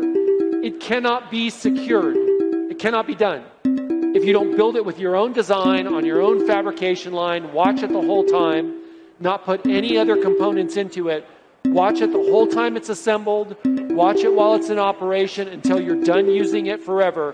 It's not secure, and it can't be. And as a corollary to what Sean is saying, not only do we not know all of the bonus features that are in, I don't understand all of the features that are actually in it.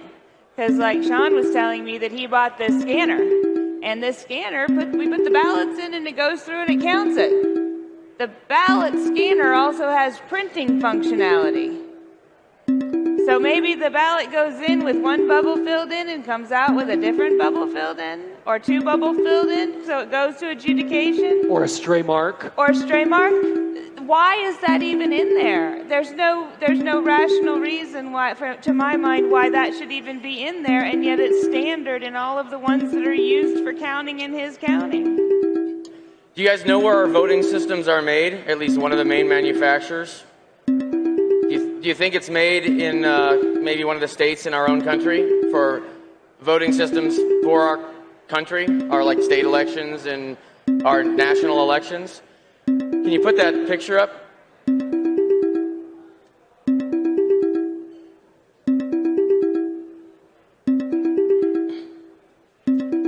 So that's a picture of a box in a voting center in a warehouse where all the equipment for the electronic voting systems was and came out of.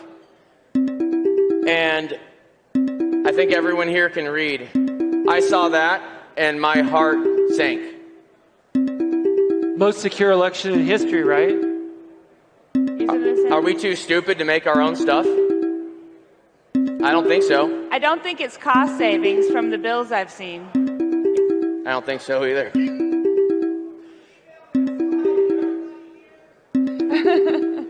Yes, actually what we'll do is we'll put a link. You guys are all going to get a QR code here today that's going to take you to a bunch of links for information that you received while you were here over the past 3 days. And we'll make sure we get that in there so you guys have that. And there are a lot more pictures there as well. It's absolutely astonishing and sad. You have another question? Hello, thank you. Two-part question.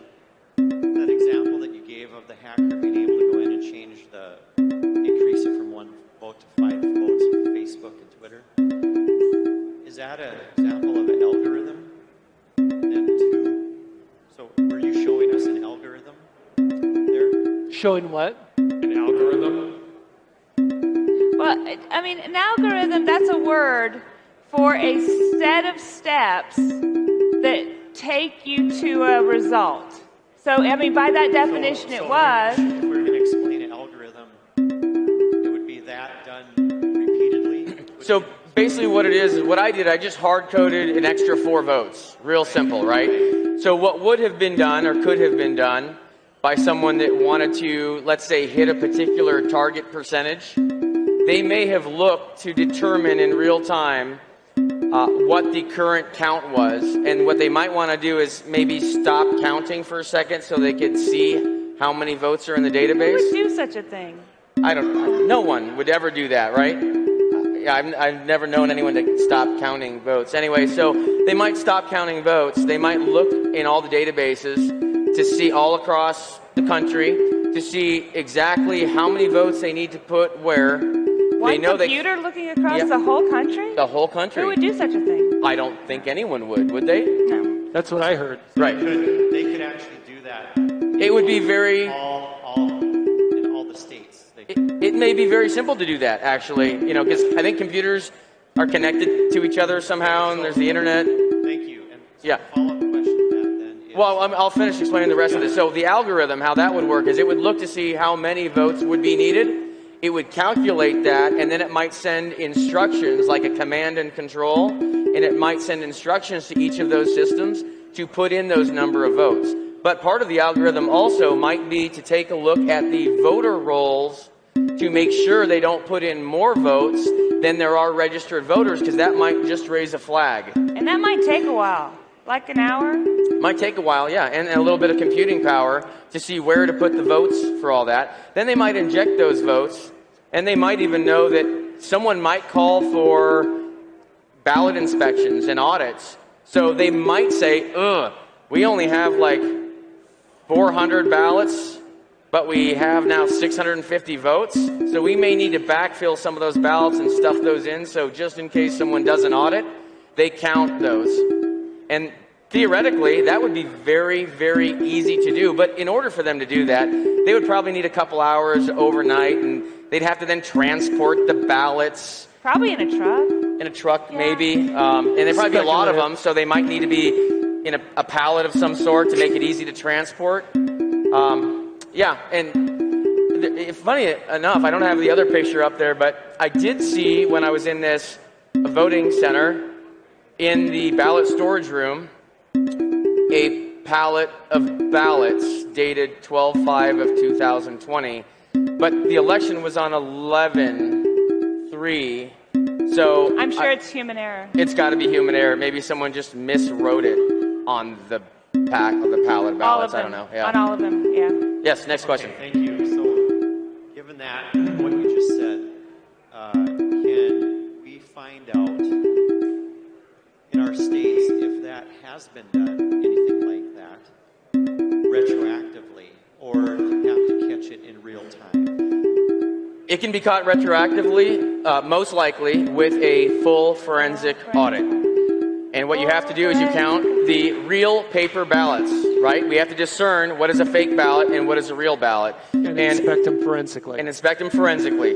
And I'll tell you, if you have a mail-in ballot that has never been folded, but yet apparently was mailed, but yet the post office has no proof of mailing it, that might be suspect. Just maybe. Or even if it's been folded and the envelope doesn't have a postmark on it. Yeah, no postmark on the envelope. That's weird. How do you mail stuff without a postmark? It was death by 1,000 cuts. That's what this was. So just to be clear, every single aspect of the election belongs to the people. Every contract, every communication, every order, every message, every single part of it belongs to the citizens. And anybody who stands in your way from auditing that for yourselves and seeing for yourselves is standing against the Republic. Every single person. There's not a good reason to keep citizens from auditing their own elections. Our elected officials should demand it. Our citizens should demand it. And every single public official that stands opposed to it is suspect in my mind. Yeah, let's say you were running, let's say at a store, a watch store, and someone walked in, and you had a watch missing, and they were the only one in the store, and you asked them as they went out, hey, I think you stole a watch. And they said, no, I didn't. Said, well, I'd like to check your pockets, just to make sure. Would you mind showing me what's in your pockets? And they said, I'm not showing you what's in my pockets, but I didn't steal it. Little suspect, right? If that were me, I'd say, here's my pockets. Search. I don't care. Most secure store in history. Absolutely. Most secure store in history. Yeah, Could never happen, right? Yeah, and if somebody's already gone to the effort of stealing a whole vote and putting people in office that were not elected, do you think a little lie about, not letting you check your ballots and stuff would bother them? Yeah, if someone is bold enough to try to actually manipulate our elections, to steal the votes of the American people, do you think they're concerned about any law at all? Or any of us? Absolutely not. They don't care. They mock us. They laugh at us. It is a show. and they look down on us like nothing. We are nothing to them. That's why the more good people need to band together. We do. We sat for a long time very comfy on our couches, right? Everything was really good for a long time, we thought. And we thought other people were going to take care of this for us, and we didn't have to do it. And what we found out is, yeah, they were very busy behind the scenes, and they knew that. And they took our comfort and used it to their advantage. And here's where we are now. But it's not too late. Every single person here can make a difference. And we need our elected officials, our legislators, to help us, to help represent us. And they need to know that we will all stand behind them. We need them, they need us, we will work together. And we all need to step up, and we need to start thinking about running for those offices. Yeah. Us. We have to start running for them. Yeah. Yes, sir.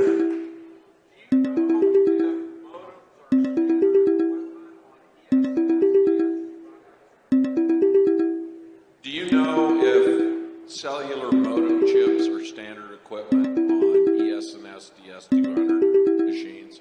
I don't. You mean like the Telit chip that they found up in Michigan? Like the one you saw in the movie, yeah. I don't. But here's what I do know.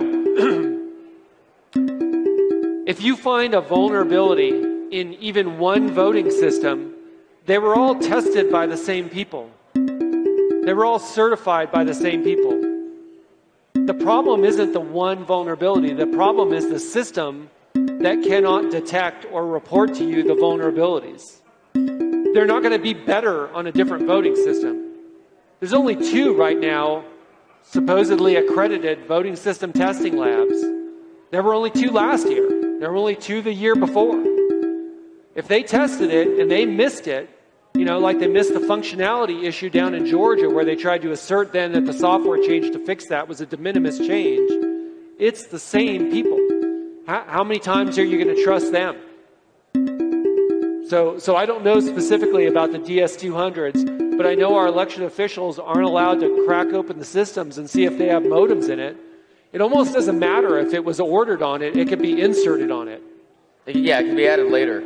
And they would never know. They could come out and do an update and slide a modem in. Plus, anyone could just plug one into a USB port or any other port. That's true. There are people who could say to me, trust me, or wouldn't even have to say it, and I trust them. Right? There are people I trust. When somebody tells you trust you instead of allowing you to look, yeah, absolutely not. Most of the people I trust were the ones that say look and back check me. That's right. Yeah. That's right. I'd be frightened if I was an election official and I had to certify an election that I didn't even have real access to. I would have a huge problem. Yes, sir. Do we have access to the data packets that Mike Lindell is reporting on that were given to him? We don't have access to that. We just built this system here and we capture our own packets. But like, you know, we had a race in Kansas that was probably flipped by the data packets from China. And how can I get copies of those data packets and which servers they went into in our county where this congressional race was probably flipped? I have not seen it. So I don't know. Supposedly, the Department of Homeland Security's CISA has installed what are called Albert sensors at lots of places to monitor. They're called Albert sensors. So supposedly, DHS has got access to traffic in and out of the networks that might be connected to our voting and voter registration systems. But I haven't heard a peep out of DHS about it. So either they don't have the data or they're not willing to tell us about the data. I don't know what we have them for if they're not going to serve us. Other than, I guess, to tell us how secure everything is. But Mike Lindell says that it was all given to him, so why doesn't he give it to us? I can't speak to that. That would be something you ask Mike. But the Albert sensors is actually a really good point that you brought up, and I don't know if anyone understands what Albert sensors are, but DHS apparently, from what we've read, put these sensors in each voting center across the country, or many voting centers across the country, and their purpose was to actually capture packets on the networks. Now, They only put one sensor on, so I don't know if they're only capturing it from one point or more than one point. But yeah, where is that data? I would really like to know. If our federal government puts sensors in to monitor packets on our elections, why aren't they giving those to us? Where are they? I'm very curious about that. The other thing that kind of worries me is that they're putting these Albert sensors in to all these places. How do they know those things don't have vulnerabilities? Because how easy would that be to say, all right, we need to put these Albert sensors in to monitor everything, and someone know of some type of an exploit in the Albert sensor and get in through that? You guys all heard about the SolarWinds hack, right? Do you guys know what SolarWinds is? SolarWinds is an IT security company. They give software to IT people to secure networks. The hack came in through their own product. So the very product that these companies purchased to secure their networks is exactly the product that was used to hack into their networks. That is absolutely frightening. And I'm not saying SolarWinds was in on it, but all they had to do was make one mistake. And that could happen, and it did. So these Albert sensors could be exactly the same thing. There may be something accidental on them that allows this. So those really, if they're being inserted into our voting systems, are they part of the certification as well? Have the Albert sensors been certified? I highly doubt it, but I would love someone to prove that they have, and I'd love someone to prove they actually exist and they work, and I would like to see those packets that our federal government apparently captured in those jurisdictions. And nobody's talking about it from the government. I don't know how hard Mr. Barr looked, but it couldn't have been very hard if he didn't find fraud. And the other thing I want to say is people are going to try to sell you and elected officials on newer computers. Right? We're getting a newer, better computer, and this is going to fix it. It's even more secure than the Securest. Yeah, it's secure. Right. So my watch has more computing power than we went to the moon with. Right? The Apollo capsules did not have this much computing power. You can do a lot with just a very little bit of code. We don't know what they're doing, but it's not trying to be secure. If you were trying to be secure, you'd have a lot less computing power. You'd have a lot less software, and you'd be able to look at all of it for yourself. But that's not what's happening. And they're going to try to sell us on newer computers, on mobile and remote voting. Nobody's got a secure phone. They had to take the phone away from the president because his phone wasn't secure. If they can't secure his phone, they're not going to secure your phone. And if your phone's not secure, no vote on your phone is secure. And I don't care what they tell you about blockchain or anything else. No, everybody is not an IT professionals, and most of the IT professionals are not good enough to even detect, let alone stop or do something about a nation-state level threat. And again, if our elections are not at risk from a nation-state level threat, what is? It's the most lucrative, desirable target in the world. It is the fate of nations. That's our elections. We know they're a target. Our own government said they're a target. And yet our own government is still telling us these systems are secure, and they are not. They cannot be. And if I'm lying, prove it. Take your voting systems and your election registration systems.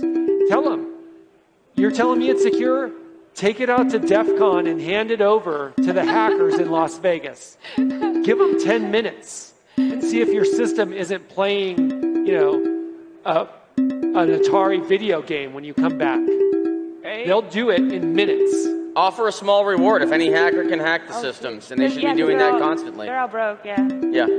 So, and if they're so secure, when we retire the voting systems, let's let the elected officials that opposed audits use them as their personal computers. Yeah, they are forced now to use the same systems that ran the most secure election. I think that'd be great. So, you guys have all heard of credit cards, right? Probably. Okay, so in order for any merchant to accept credit cards on a website, for instance, you have to meet PCI security standards. Very standard set of security standards that you have to follow, that your website, your computer systems have to match in order to even accept a credit card. These voting systems, I believe, would not even pass PCI security standards. I think it would be a very good idea to possibly run it past that and see. Yeah, absolutely. We had a question back here.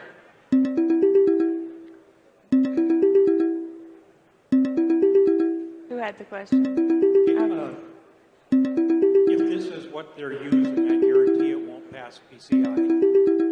I did PCI implementation for our company that did internet banking for 700 banks. We did daily processing for 350. Does this actually represent what is typically in accounting? The framework of it, somewhat, but it may be different. But I would implore you to look at that, because I would love someone like you to look at it. For instance, I'll give you a couple, throw some out to you. Would it be okay for multiple users to share the same usernames and passwords and badges to access a system? Let's say they were adjudicating our ballots. Would that be okay in a system that would have to pass PCI compliance? Absolutely not. And only certain users or groups would be able to access. I'd have firewalls around that stuff. You would allow only certain IPs through with certain ports. Everything would be encrypted. This would be child's play for a hacker. Absolutely. What about using the same passwords for multiple different systems? Absolutely not. And I use a password safe on my phone because I can't remember the hundreds that I've got. Yeah, I mean, it wouldn't even, I don't think they'd pass PCI. And are there any other questions? Okay. No other questions? Could I just see a show of hands real quick? Just a question for the audience. How many people have actually been to the election office that serves them to see the equipment in that election office for themselves? I don't mean the front end that you vote on. I mean the back end. Good job. Just if you've seen it. You have? You've asked, but you've never been allowed to see it. So we have an election judge that has asked to see the election equipment of the stuff he's supposed to judge, and he has not been allowed to see it. And even the sheriff wasn't allowed to see it. That sounds like a confidence game to me. Anybody else? Just show of hands. Anybody else has seen their election? You have, ma'am? You have. During a recount, you got to see it. Okay. Has anyone tried to see something or asked a question and been blocked and not allowed to see something? Raise your hands. The machines, the voting, anything with regard to our voting systems, have you been denied access to information or proof of any kind? Yeah, we got some hands out there. It's infuriating. So if you're not a gentleman like this one back here, or you're like me and not a gentleman, but if you don't have that expertise, just seeing the outside isn't even going to help you. I mean, you're not allowed to see the outside of some of the systems. But for example, some of the servers used back in my home state, they have internal cards. So they have a slot inside where, for example, an SD, a compact flash card, or what's SD? Micro SD, SD, yeah. Can't think of what SD stands for. I can't think of it. Anyway, memory cards. Oh yeah, yes. Well, that's a company. It's company SanDisk, yeah. So they have card slots inside. They're ordered with these configurations so that cards can be inserted in them. That card could be a memory card that the system boots from. It could be a memory card that system reads something off at certain times or when it's triggered by certain commands. It could be a modem card. And no elected official and none of their staff could ever see it because they're not allowed to crack open the machines and look at them. Right. If they would even recognize it. You know what happened when they cracked open the machine in Michigan? They found a modem that they were assured was not in it. I've been assured by public officials in my state that there are no wireless modems in our systems, and I've looked up the configuration for myself to see them. And it was only because the serial numbers were published that I was able to do that. If it wasn't for that, we'd never know. Because they don't allow us access. They're not allowed by contract to open them up, and they blocked every single effort to get an audit of the machines. This is happening across the country. We've got some good public officials that have tried to share information with us, and you've seen some of them over the last couple days. That's what a public servant looks like. Right. Not all politicians are public servants. And we've got to be able to sort out the difference and back the ones that stand with us and stand with the constitutional republic and remove and replace the ones that don't. We have a question here. It's coming. It's coming. She probably doesn't. No, I probably don't. Hi, everyone. Is it feasible that you could possibly have a certification of security if you don't have access to all of that software? I'm talking about that escrowed software that the NCC group, who's held by a foreign company, we don't get to see that, right? That's written into our contract with Dominion. Is it possible that we could actually have a secure certification or examination of these systems if we don't have access to that? Or no. Does ProVNV have access to that, or is that solely in the hands of Dominion? I don't know if ProVNV does, but yeah, if you don't have access to it, you can't certify it. There's no way. The lab director for ProVNV admitted in testimony in Georgia that he has no particular cybersecurity expertise. I'm not kidding. You can look it up for yourself. If I've said it, I've looked it up, and you can look it up for yourself. Imagine, just a moment, can I just see, who flew here on a commercial airline? Can I just see a show of hands? How would you feel getting on a plane if you found out that the person who inspected your plane had no particular aircraft safety expertise? That's what we're talking about. This is our voting system. And they're still the testing lab, and our governors or secretaries of state have still certified the equipment on the basis of that testing. Yeah, so basically what we're talking about is a substitute teacher giving you a grade without ever looking at your paper. Most secure. It's the most secure ever. Okay, so follow up on that. When we get full forensic audits in all 50 states, is that piece of software that's in that escrow, have they handed that over so far, like to Arizona? Is that going to be another fight? We don't even know if the software is actually in escrow. Yeah.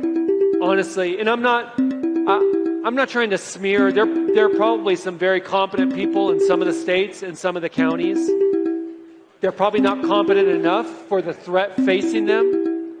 But I've seen some things in my home state, like assertions by actual, people responsible for the security of our elections. Some assertions about things like multi-factor authentication that are just incorrect. They're not even a little incorrect. They're, look it up on Wikipedia. Anybody could figure out they're incorrect, and yet they're so sure of them, they put them in award packages. So I don't know if they even have the software in escrow. I don't know what they would ever do with it. It's like having the paper ballots. We've got a safeguard because we've got a paper ballot, but you can't look at them. Then what's the point? We had my home county, the clerk decided to do an audit by taking the images produced by the original voting system that we don't trust and running them through another voting system that we don't trust. And then because the numbers didn't match, but they're pretty close, he declared it good. And our media, by and large, are so bad that they just reprinted what he said and never asked another question or asked anybody who knew better. I didn't get involved in elections at all. I didn't read a single thing about election conduct or systems until the 3rd of November of last year. And when I first started reading, I could not believe what I was reading was the way we do our elections and how we've secured our systems, or at least pretended they're secure. And the more I read, the worse it gets.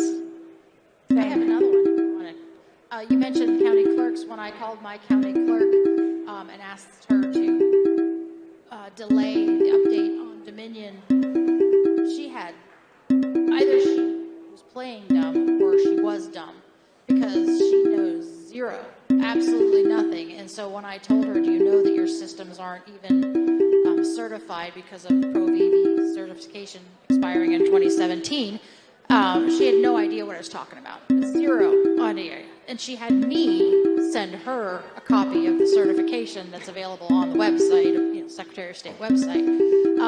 And then, of course, I never did hear back from her. And then Jenna Ellis pulled her fast, no third audit thing. But my basic overall question with that is, shouldn't our county clerk and recorders know these things if a 55-year-old wife knows this? I mean, what is their responsibility of knowledge if they're the ones guaranteeing us a safe and secure election? So the question is, so obviously our public officials who are election officials have a responsibility, right? They have a clear sworn duty to ensure free and fair elections, to ensure the equipment is secure, the elections are secure. The question is, with the system that we've got, do they have that capability? And I think the answer is very clearly no. They repeat what they're told. They do their best, probably. Maybe some of them look the other way, when they see something that they don't understand. But which county clerk or their election staff is going to come in and secure even this, very uncomplicated, even our minion voting system, that they built in a few hours, with a little help from a great person. Yeah, from a great American. Which one of them could have come in? Would any of them have detected the hack that he detected? They're not even looking. They don't even know. That'd be like, I'd like to put you in an airplane, and I'd like you to fly us somewhere. Yeah. That's your job, right? How on earth would you be able to do that? Can I tell my Jeep with story? No training? Can I tell my Jeep story? It's ridiculous. Yes. Yeah. So we were talking with some people in the room, and I was at a convention not so long ago, and they did a demo where they were able to take over a Jeep by cyber activity because of the computer control in the car. Yeah, who has Jeeps? How many people have Jeeps here? Yeah, so you no, this is not a bad thing on Jeep. No. This is just an example. They did fix it, but listen to this example. Yeah, so you can look this up. There was a demo that was done that somebody hacked into the car controller and drove it off the road. So that means while someone was driving,